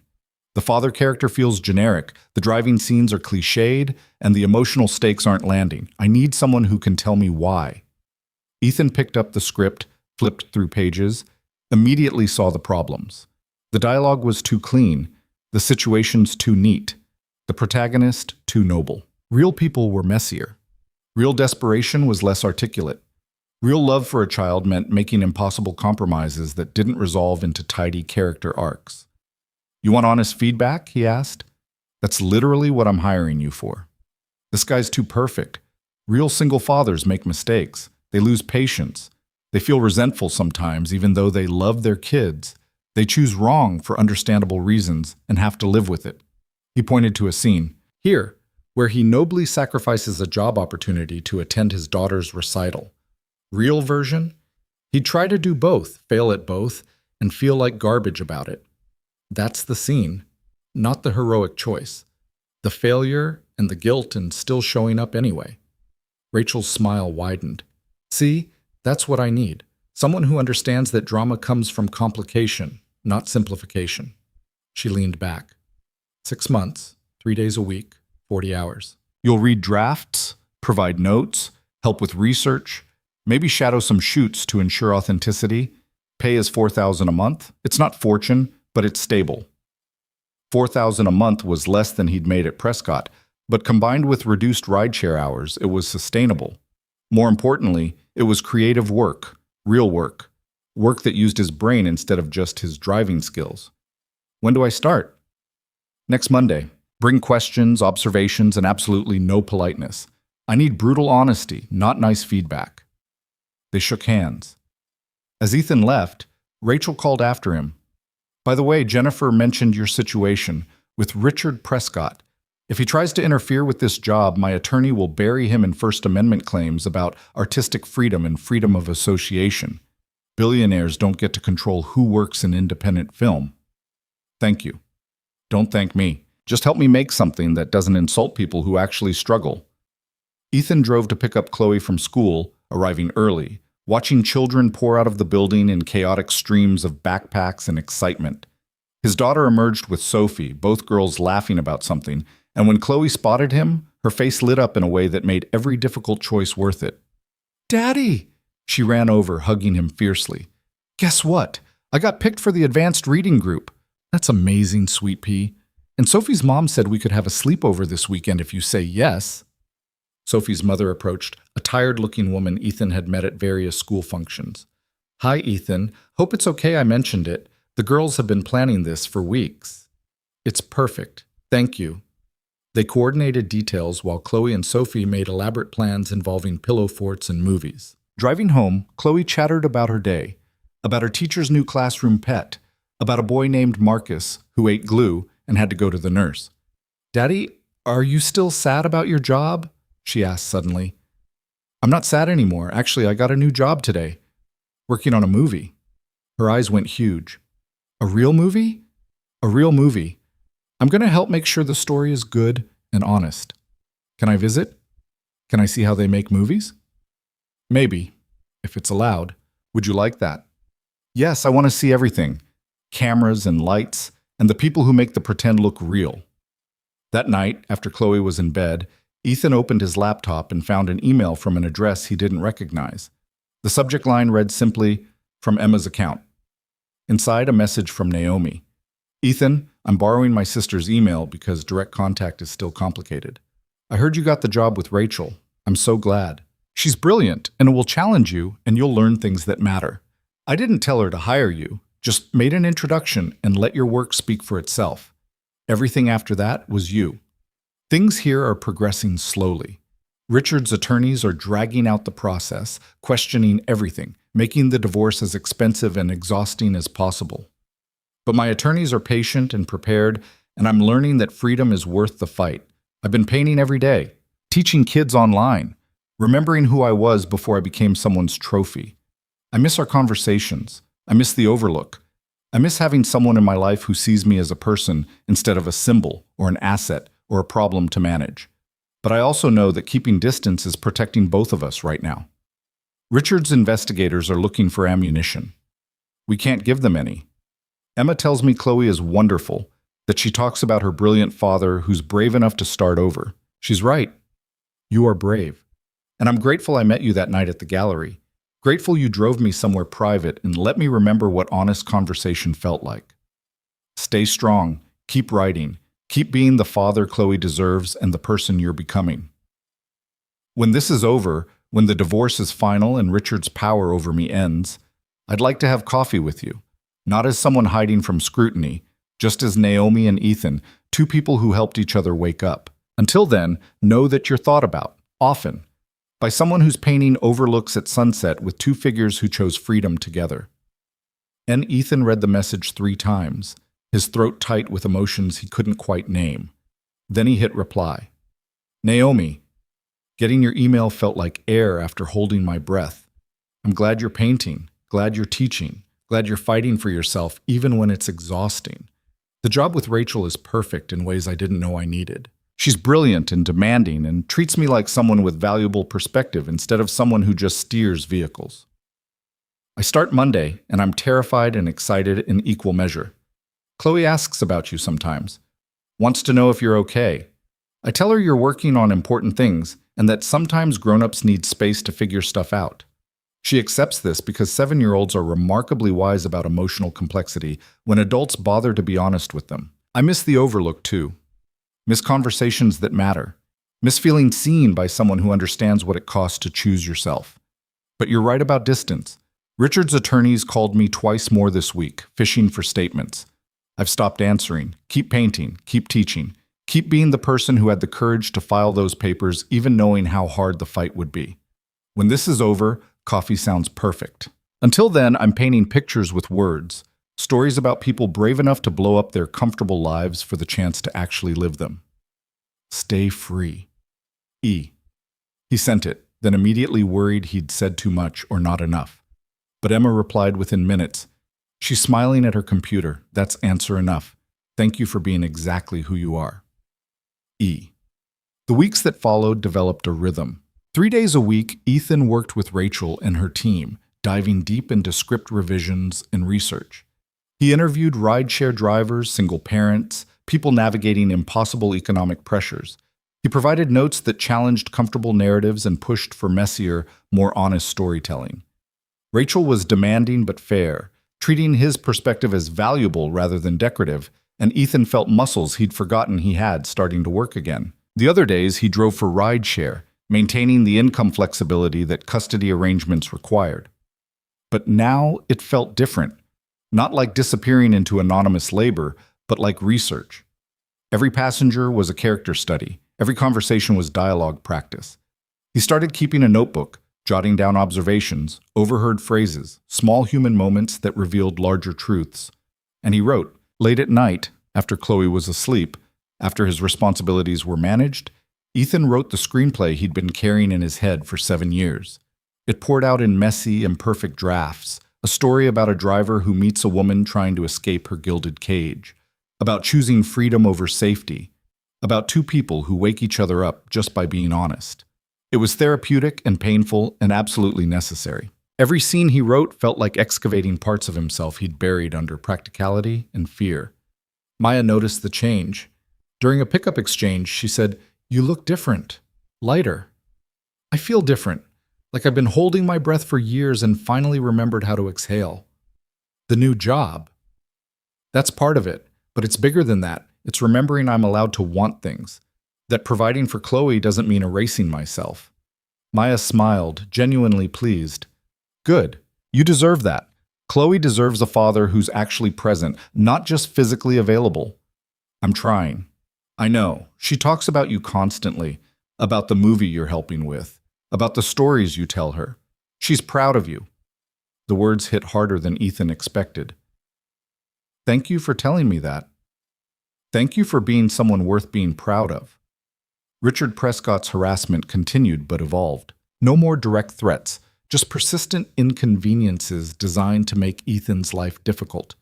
His car insurance mysteriously increased. A credit report inquiry appeared from an unknown source. His landlord mentioned receiving calls asking about his lease status and payment history. But nothing stuck. Ethan's record was clean, his custody arrangement solid, his new employment legitimate.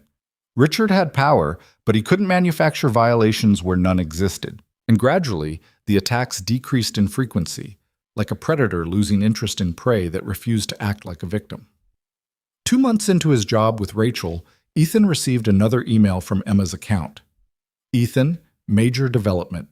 Richard's attorneys made a settlement offer. He'll agree to an expedited divorce with minimal contest if I sign away certain social connections and agree not to discuss our marriage publicly. It's designed to protect his reputation more than resolve anything fairly, but my attorneys think it's also a sign he's tired of fighting. I've been thinking about it for 3 days. The offer would get me free faster, end the scrutiny, let me rebuild without constant legal warfare, but it also feels like letting him win by silencing me, like agreeing my voice doesn't matter as much as his comfort. I don't know what to do. Part of me wants to fight on principle. Part of me just wants this over. What would you do? Ethan stared at the message, understanding the weight of what she was asking. This wasn't legal advice. She had attorneys for that.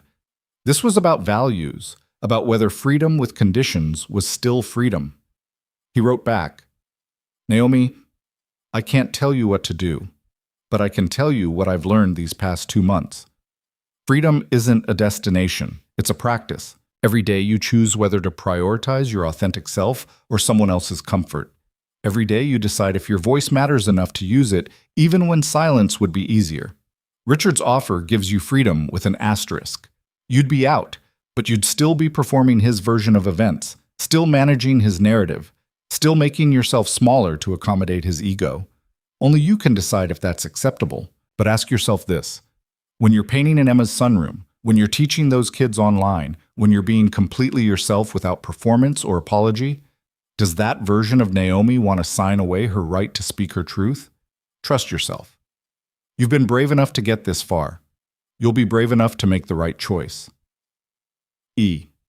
3 days later, Emma texted him directly, not as Naomi's intermediary, but as herself. She rejected the settlement, told her attorneys she'd rather fight for 2 more years than spend the rest of her life wondering if she could have been braver. Richard's team is furious, her board is nervous. But Naomi smiled when she told me, and I haven't seen her smile like that in years. Thank you for reminding her what courage looks like. Ethan felt pride and terror in equal measure. Naomi had chosen the hard path, the honest path, and there would be consequences. But she'd chosen it freely, which was the entire point. That weekend, Chloe had her dance recital.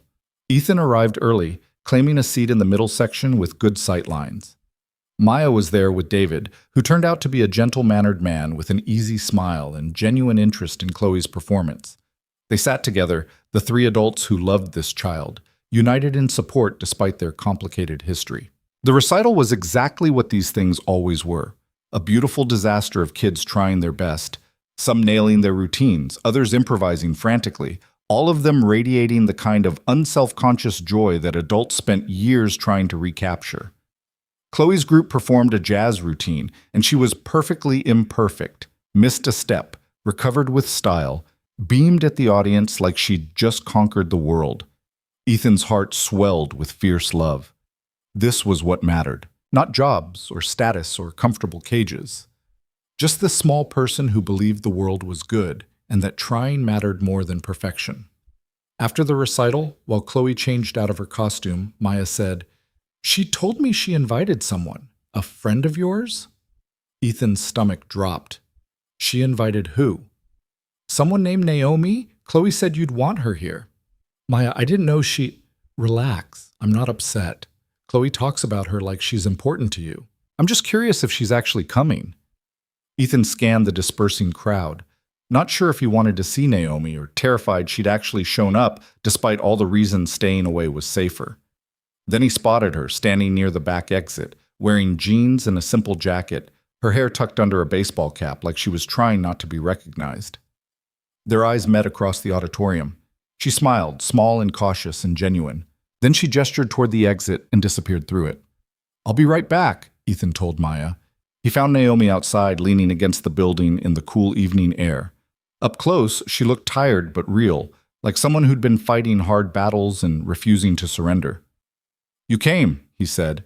"Chloe sent me an invitation, an actual paper invitation with glitter and everything. How could I refuse?" "This is dangerous. Your attorneys told me to stay invisible, yes. But I've spent 3 years being invisible, and I'm done. Besides, attending a child's dance recital at her invitation isn't suspicious. It's just being a decent human." She met his eyes. "I needed to see you, to see Chloe, to remember what actual life looks like instead of legal depositions and settlement negotiations." "Emma said you rejected Richard's offer." "I did. Because you were right. Freedom with conditions isn't freedom. And I didn't blow up my entire life just to build a smaller cage." She paused. "The divorce trial is scheduled for 3 months from now. It's going to be ugly. Richard's attorneys are preparing a character assassination. But my team is ready, and I have documentation of everything: his control, his manipulation, the systematic erasure of my autonomy. It's going to be public and painful and absolutely necessary. I'm sorry you have to go through this. I'm not. For the first time in 3 years, I'm fighting for myself instead of just managing appearances. That's worth the difficulty. She touched his hand briefly. How are you? Really? Terrified and excited, working on a film that matters, writing stories that feel real, being a father who's actually present, learning that starting over is terrifying but better than staying asleep. I'm proud of you. The words hit him hard. I was just thinking the same about you. They stood in comfortable silence, two people who'd accidentally changed each other's trajectories, sharing space in a world that kept insisting they stay apart. When this is over, Naomi said quietly, when the divorce is final and Richard's power over me ends, I want to take you to dinner, somewhere public, somewhere I can introduce you as Ethan, the person who reminded me I was allowed to be human. I'd like that. Until then, keep being brave, keep writing. Keep showing Chloe that choosing yourself doesn't make you selfish. It makes you real. Same to you. Keep painting. Keep fighting. Keep refusing to disappear. Chloe's voice called from inside the building. Daddy, where are you? Naomi stepped back, creating distance. Go. Be her father. That's the most important thing you do. Ethan nodded, then turned back. Naomi? Thank you. For showing up. For being brave enough to reject easy answers, for existing loudly when quiet would be safer.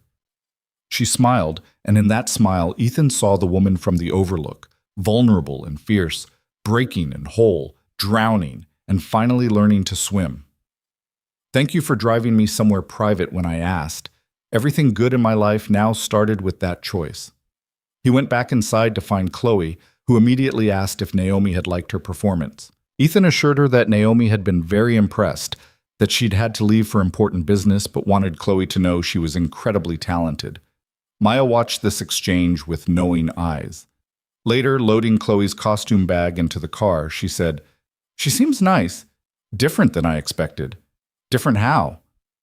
Real, not performing. I can see why you like her. It's complicated. The best things usually are, Maya smiled.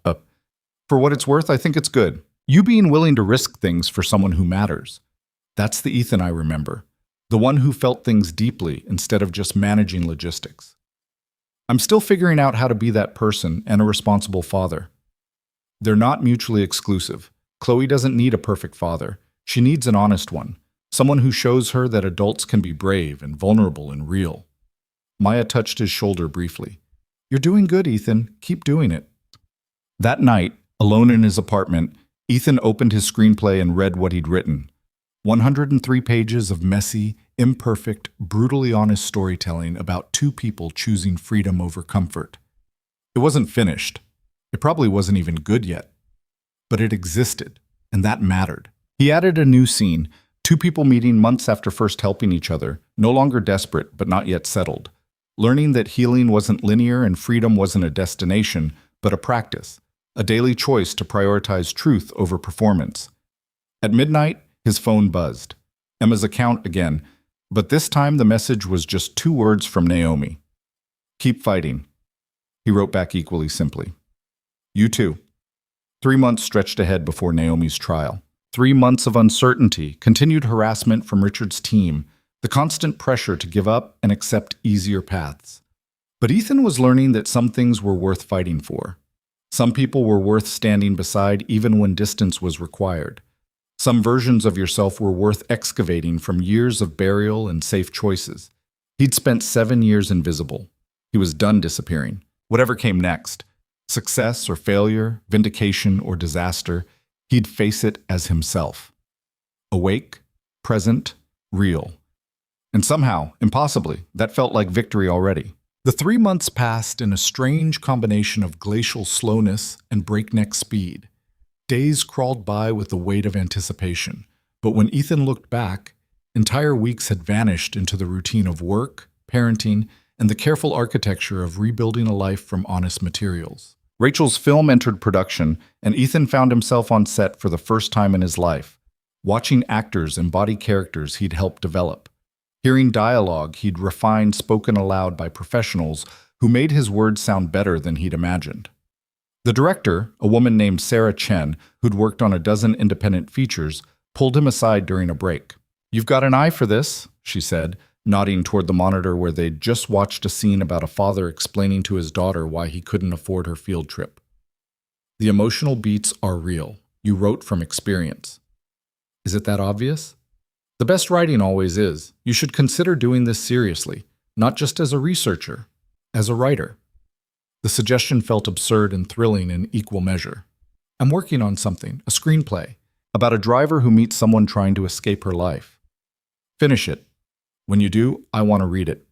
Ethan carried that encouragement like a talisman, returning to his apartment each night to add pages to the story that had become both therapy and artistic statement.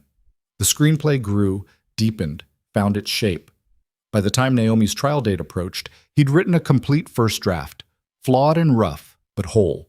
A narrative that meant something because it came from truth. Chloe's 8th birthday arrived in mid-November, and Ethan threw her a party at the local park, inviting her entire class, plus Sophie's family, and a handful of other parents who'd become friendly acquaintances.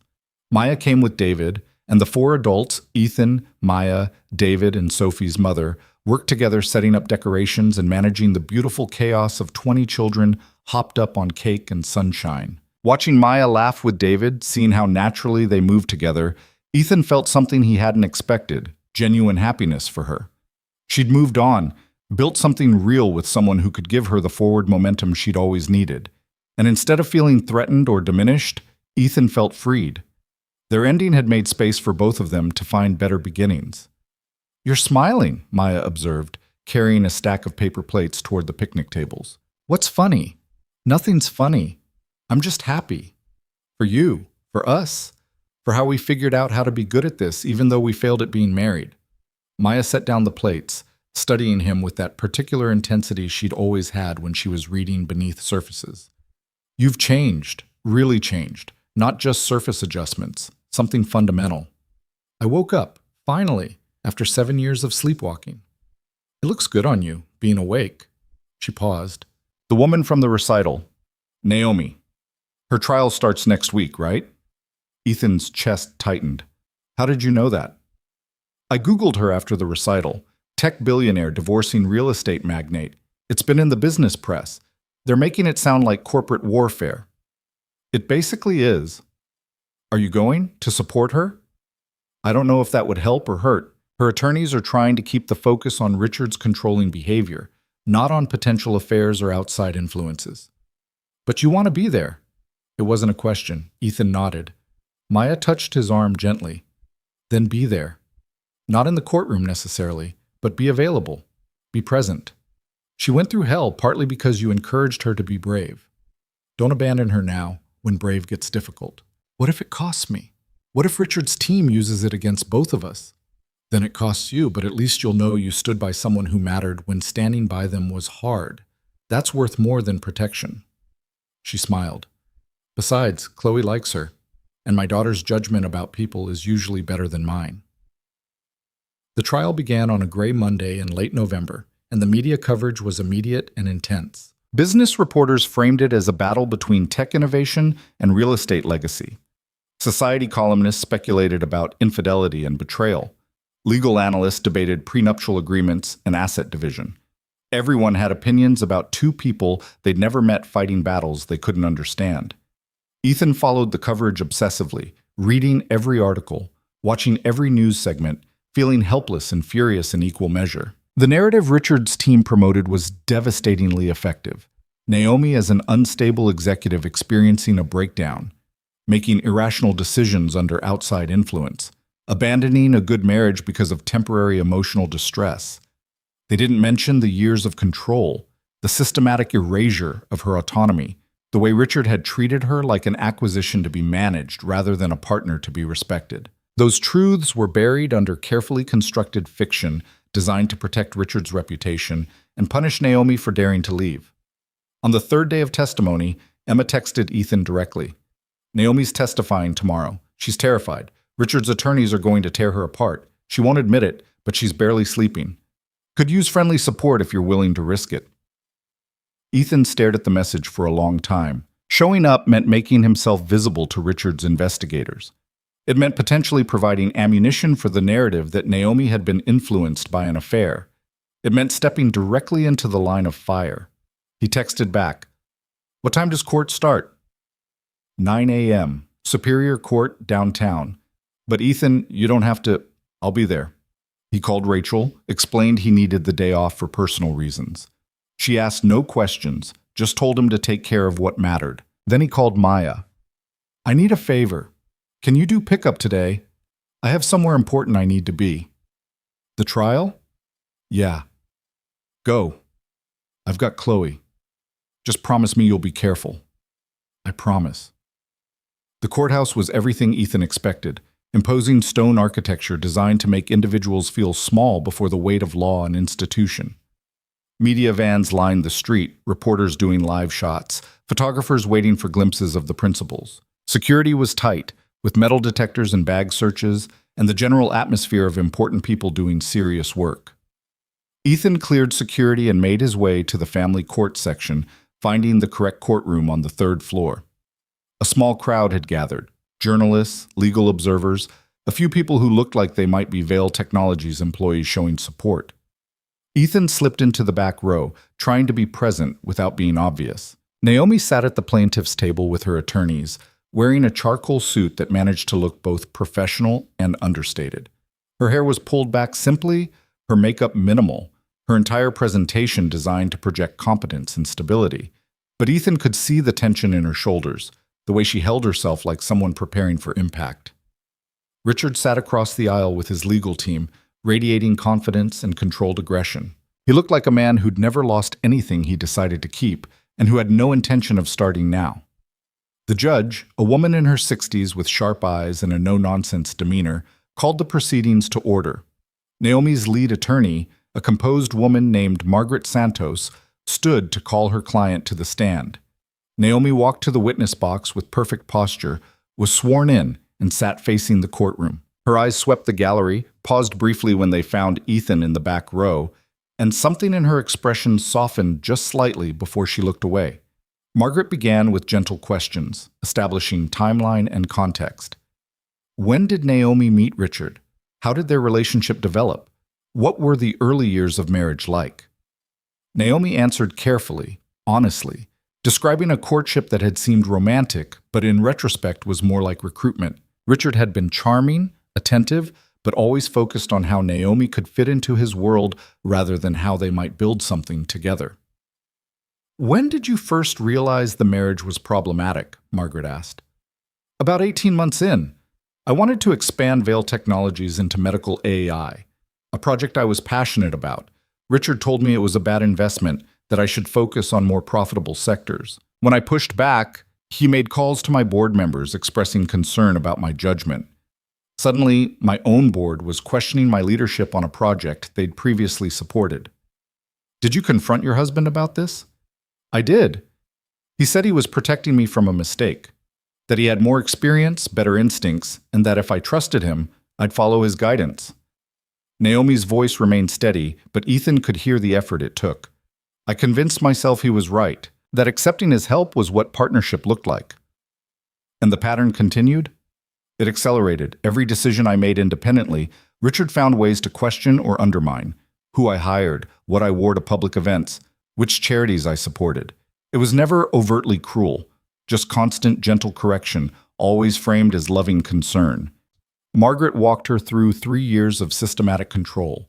Social isolation from friends Richard deemed inappropriate. Pressure to attend events that served his networking rather than her interests. The gradual abandonment of hobbies and passions that didn't align with her role as his wife. "When did you decide to file for divorce?" Naomi took a breath. "I'd been thinking about it for months, but the actual decision came one night after a gallery event. I was supposed to attend with Richard, but he canceled at the last minute for business.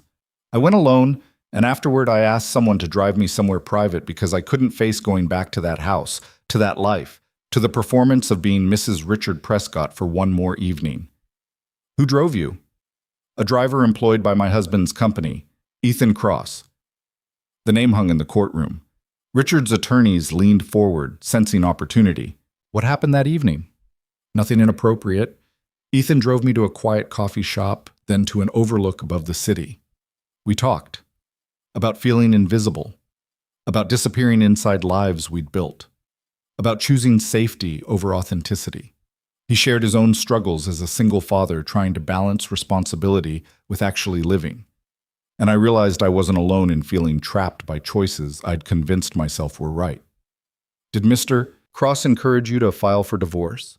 No, he encouraged me to be honest with myself, to stop performing and start existing. The divorce was my decision, made with full awareness of the consequences. Margaret concluded her direct examination, and Richard's lead attorney, a sharp-featured man named Douglas Kellerman, stood for cross-examination with the predatory confidence of someone who'd found weakness. Mrs. Prescott, you testified that nothing inappropriate happened with Mr. Cross that evening, but you spent several hours alone with a man who wasn't your husband, correct? I spent several hours having an honest conversation with another human being. A conversation so meaningful you transferred him $50,000 the next day?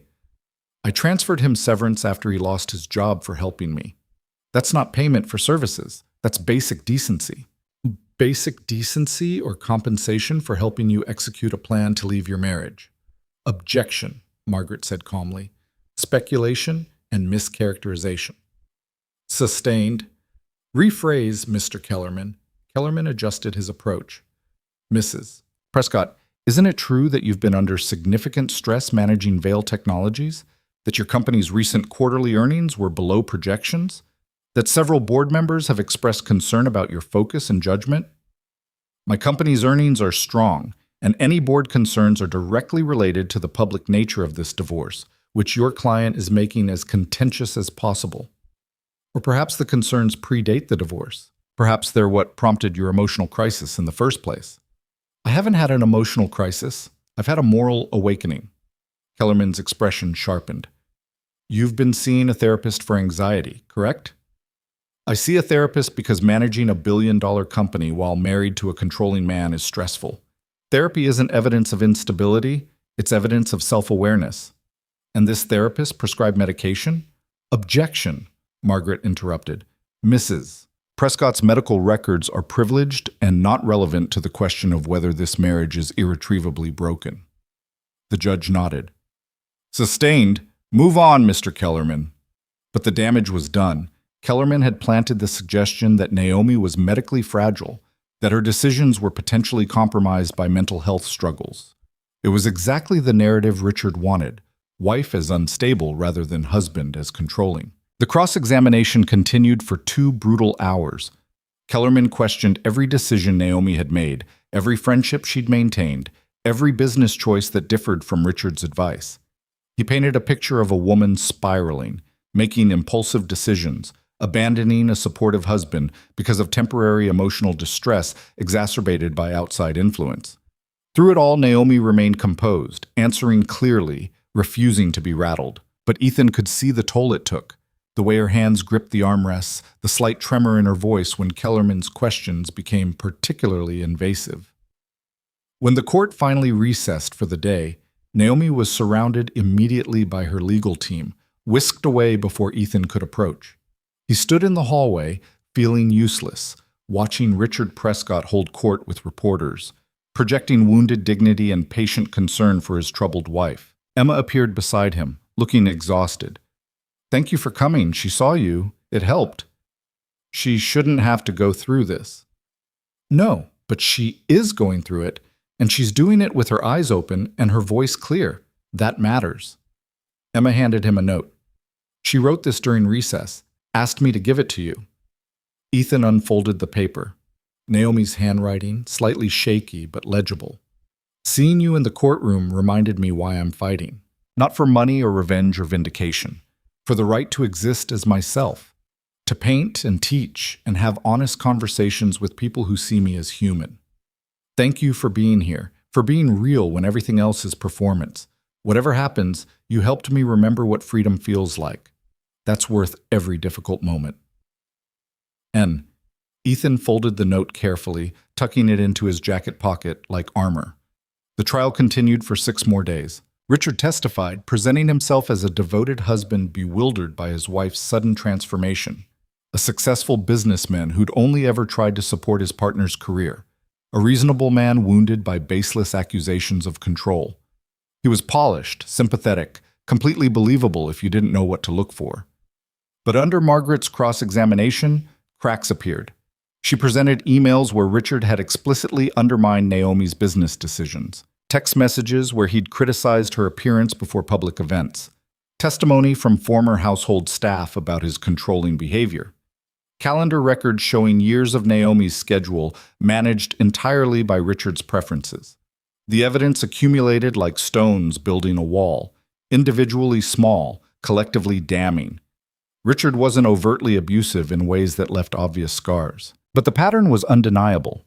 Systematic control disguised as loving concern, manipulation framed as partnership, the slow erasure of another person's autonomy under the guise of supporting their success. Ethan attended every day of testimony, sitting in the same back row seat, bearing witness. Richard's attorneys noticed him, took photos, clearly documenting his presence for some future use. But Ethan didn't care anymore. Some things mattered more than protection. On the final day, both sides presented closing arguments. Kellerman painted Naomi as unstable, impulsive, abandoning a good marriage under outside influence. Margaret countered with systematic documentation of control, presenting Naomi not as a victim, but as a successful woman who'd finally recognized she'd traded her autonomy for comfort and was brave enough to reclaim it. The judge listened carefully, taking notes, her expression giving nothing away. When both attorneys finished, she announced she'd issue her ruling within 2 weeks, after reviewing all testimony and evidence. The waiting began again.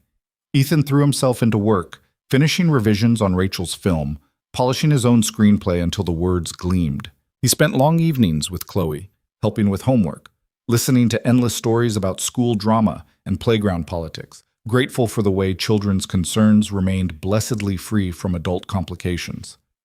10 days after the trial ended, Emma called him directly instead of texting.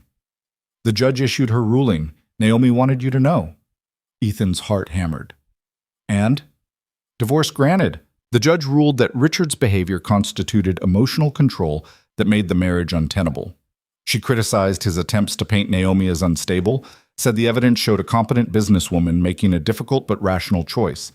Naomi keeps her company completely. Richard gets no claim to Vail Technologies or its assets. The prenup holds. She's free. Ethan sat down hard, relief washing over him. Is she okay? She's crying. Happy crying, I think. She wanted me to tell you she's going to disappear for a few days. Take some time to process. But after that, she'd like to see you, if you're still willing. I'm willing. Good. Because she's been painting again, something new. She won't tell me what it is, but she smiles the whole time she works on it. 5 days later, Ethan's phone buzzed with a text from an unfamiliar number. This is Naomi. Using my own phone now, my own account, my own name. I'm free. Completely, legally, finally free. Would you like to have coffee? Tomorrow, 2 p.m., that Italian place where you first took me? I promise not to have any breakdowns this time. Just conversation between two people who are figuring out what living honestly actually looks like. N.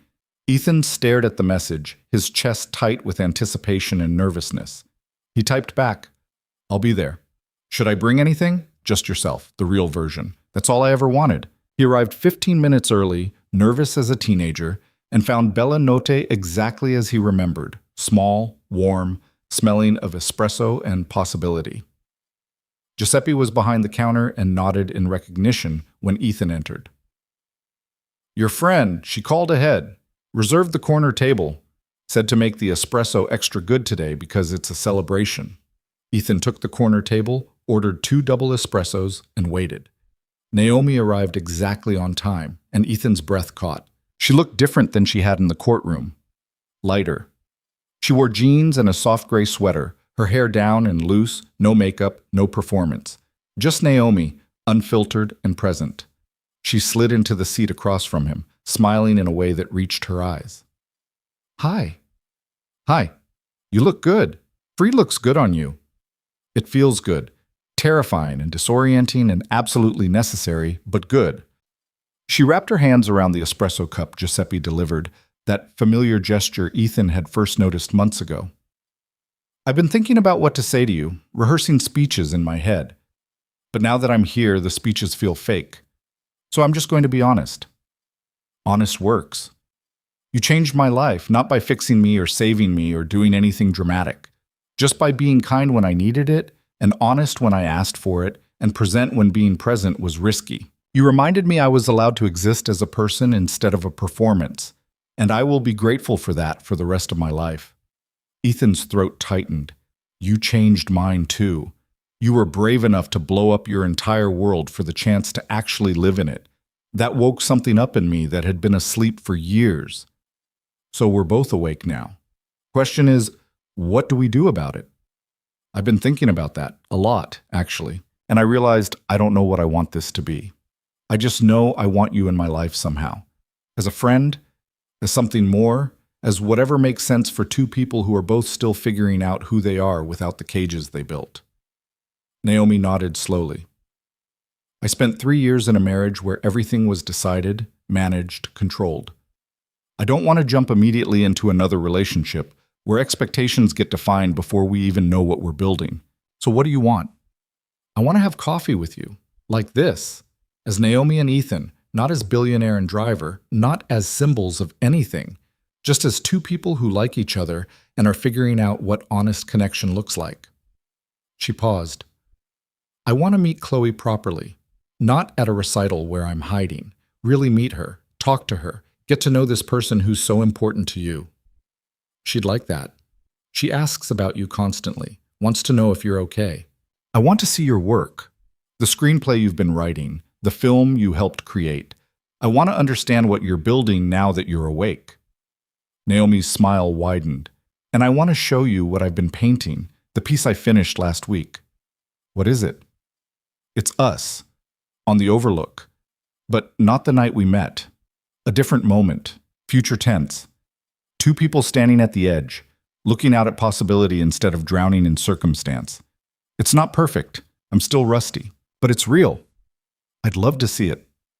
They talked for 2 hours, about everything and nothing.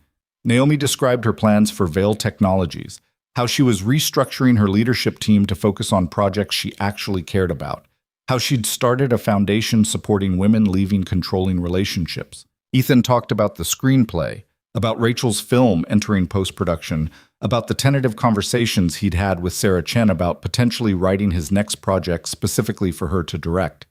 They talked about Chloe's upcoming school play, about Emma's new boyfriend who was apparently allergic to both cats and commitment, about the small, ordinary details of lives being rebuilt with intentionality instead of autopilot. When they finally stood to leave, Naomi said, "Can I ask you something?" "Anything." "That night on the Overlook, when I asked you to drive me somewhere private, you said yes even though it could cost you everything. Why?"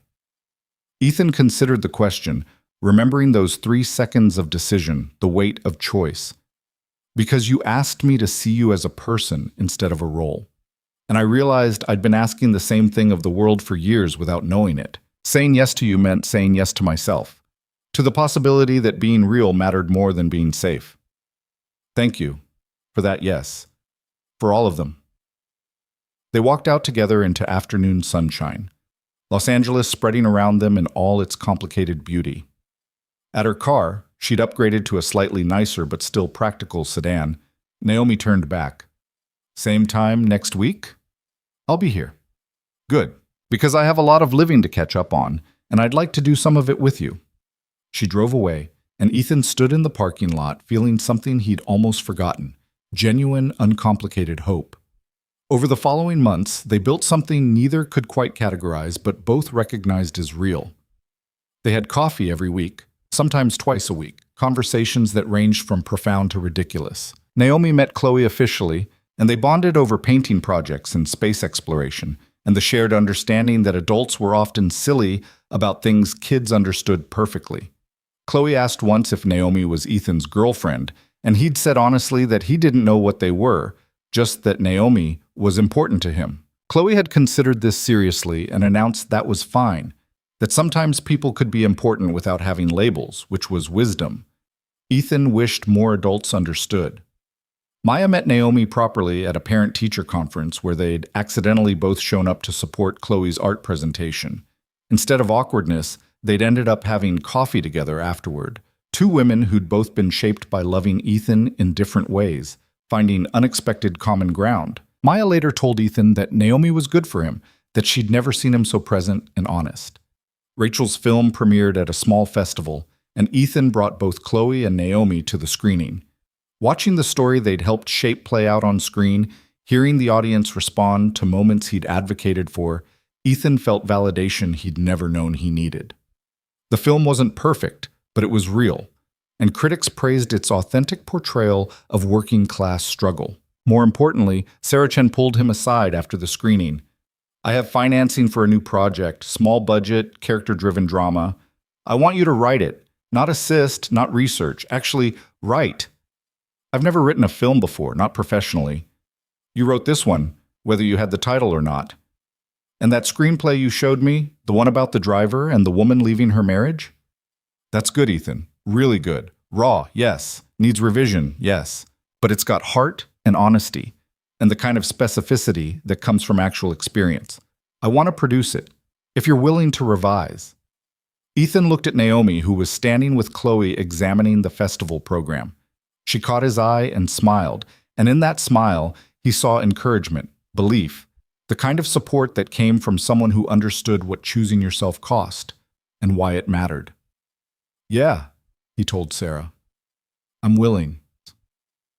6 months after Naomi's divorce finalized, Ethan sold his first screenplay. Not for a fortune, independent cinema budgets were modest, but for enough to feel validated, to know that the work he'd created mattered to people who understood story and character. Sarah attached herself as director immediately, and they began the long process of development, revision, and preparation for production. Veil Technologies thrived under Naomi's renewed leadership. Free from Richard's influence, she pursued projects she believed in, including the medical AI initiative she'd abandoned years before. The company's stock price climbed. Industry publications profiled her as an executive who'd successfully balanced innovation with integrity, rebuilding her reputation through results rather than public relations. She painted constantly, filling Emma's sunroom and eventually renting a proper studio space in the arts district. Her work evolved from therapeutic release into genuine artistic exploration, and she eventually had a small show at a local gallery. Ethan attended the opening with Chloe, watching Naomi explain her pieces to strangers, seeing her light up when people connected with what she'd created. The painting of the Overlook hung in the gallery's central position, two figures silhouetted against a city of lights, and Ethan recognized the moment she'd captured. Not their first meeting, but something aspirational. Two people who'd survived drowning learning to swim together. A year after that first coffee at Bella Notte, Naomi showed up at Ethan's apartment unannounced. It was a Saturday morning, and he answered the door in sweatpants and a coffee-stained t-shirt, Chloe visible behind him building an elaborate Lego structure on the living room floor. "Is this a bad time?" Naomi asked. "Never. Come in." Chloe looked up and beamed. "Naomi, can you help me with the spaceship? Dad's terrible at symmetrical wing design." "I resent that," Ethan said. "My wings are charmingly asymmetrical." They spent the morning building Legos, drinking coffee, existing in the comfortable domesticity that had developed gradually over months of careful friendship. When Chloe got absorbed in adding details to her creation, Naomi pulled Ethan aside. "I want to show you something. Can you get away for an hour?" "Sure." "Chloe, can you manage without us for a bit?" "I'm 8 now, Dad. I can manage everything." They drove to the arts district to a modest storefront with a "for lease" sign in the window. Naomi pulled out keys. "I'm buying this building, turning it into a community art center. Free classes for kids, studio space for emerging artists, exhibition opportunities for people who can't afford traditional gallery representation. I want to create the kind of space I needed when I was disappearing, a place where creating matters more than selling." Ethan looked around the empty space, seeing possibility in the bare walls and good lighting. "This is incredible. I want you on the board. Not because you're my friend, but because you understand what it means to rebuild yourself from honest materials. I need people who get that around me." "I don't know anything about running an arts organization." "You know about story, about what makes things matter. That's more valuable than administrative experience. She turned to face him fully. Also, I'm tired of being careful about what we are. We've spent a year being friends because jumping into something felt dangerous after everything we'd both been through. But I don't want to be careful anymore. Ethan's heart hammered. What do you want?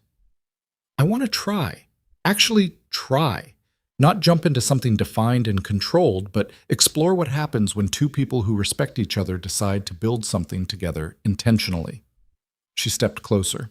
I want to take you to dinner. Real dinner, not coffee. I want to introduce you as someone I'm seeing, not just a friend. I want to paint you, write about you, exist publicly alongside you without worrying what it signals. What about Chloe? I need to make sure she's comfortable with this. We ask her, together. We make sure she knows this doesn't change how much you love her or your availability to her. We let her set boundaries and we respect them. Naomi smiled. I've learned some things about not controlling people. I'm practicing applying them everywhere. They drove back to the apartment and sat down with Chloe, who listened with the serious attention 8-year-olds bring to matters of actual importance. So you're asking if you can be girlfriend-boyfriend, Chloe clarified. Basically, yes, Ethan said, but only if you're okay with it. Chloe considered this carefully. Will Naomi still come to my school stuff? Absolutely, Naomi said. Will Dad still have time for just us? Always, Ethan promised.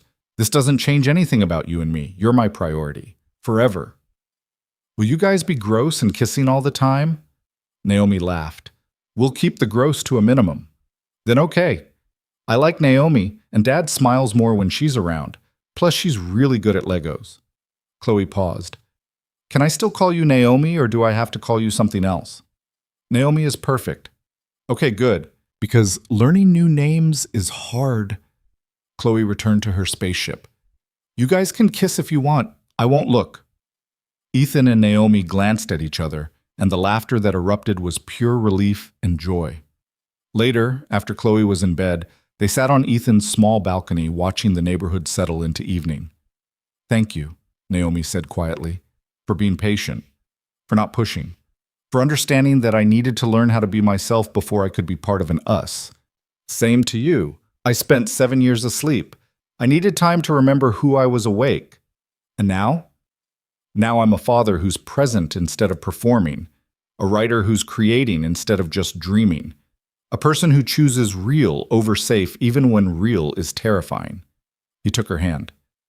And I'm ready to see what happens when two people who've learned those lessons try building something together. She leaned against him, and they sat in comfortable silence. Two people who'd met in crisis and found each other again in calm, watching possibility spread out before them like the city lights they'd first witnessed together from an overlook above Los Angeles. 3 years later, Ethan stood on a stage at a small independent film festival, accepting an award for Best Screenplay. Their film, the story about the driver and the woman escaping her gilded cage, had exceeded every modest expectation, finding an audience hungry for honest stories about choosing freedom over comfort. In his acceptance speech, Ethan thanked Sarah Chen, Rachel Voss, and the entire production team. He thanked Maya for co-parenting with Grace and supporting his leap into uncertainty. He thanked Chloe for reminding him daily that being real mattered more than being perfect. And he thanked Naomi, who sat in the third row wearing a simple dress and genuine smile, for asking him to drive somewhere private and trusting him with the truth of her drowning. Sometimes, Ethan said to the audience, the most important thing you can do is say yes when someone asks you to see them as human instead of role. That yes changed my life. I hope this film reminds people that choosing yourself isn't selfish, it's survival. And sometimes the people who help us survive become the people we build futures with. After the ceremony, they drove to the Overlook, the same spot where everything had shifted 3 years earlier. But this time they weren't drowning. They were just living. Happy? Naomi asked. Terrified, exhausted, uncertain about everything except that I made the right choices. Ethan pulled her close. So yeah, happy. Chloe was with Maya for the weekend, giving them rare time alone. They sat on the hood of Naomi's car, watching the city breathe below them. Two people who'd chosen freedom over comfort, and found that the choice kept paying dividends in unexpected ways. I've been thinking, Naomi said, about the art center. about expanding it to include a film program for kids, teaching them to tell their own stories. That would be incredible. Would you help? Design the curriculum, teach some classes when you're not working on other projects? Absolutely. She smiled. We make a good team. We do, though I'm still waiting for the other shoe to drop, for reality to catch up and remind us this is all impossible. Nothing's impossible, just difficult. And we're both pretty good at difficult now. She kissed him gently. Besides, we earned this. The peace, the stability, the boring, ordinary happiness of people who chose themselves and survived the consequences. They stayed until the stars came out, until the city transformed from business to dreams, until exhaustion and contentment blurred into the same comfortable feeling. Driving home, Naomi's hand in his, Ethan thought about the night 3 years ago when he'd had 3 seconds to make a choice that would change everything. He'd said yes to driving her somewhere private, and that yes had cascaded into 1,000 other choices. To be brave, to be honest, to build a life that felt real instead of safe. It hadn't been easy. It had cost him security, comfort, the illusion of control. But it had given him himself back, and it had given him this, a woman he loved, who loved him back with eyes wide open, a daughter who knew her father as a whole person instead of a performer, creative work that mattered, and the quiet confidence that came from choosing truth over comfort every single day. The Overlook remained their place. They returned there on anniversaries, on difficult days, on random Tuesday evenings when they needed to remember what choosing freedom looked like. And each time, Ethan felt grateful for the woman who'd asked him to drive somewhere private, and for the version of himself who'd been brave enough to say yes. Because that yes, those 3 seconds of choice, had led to this: ordinary life, extraordinary peace, and the simple, profound gift of existing as himself instead of disappearing into someone else's plan. And that, Ethan had learned, was worth every difficult moment it took to claim it.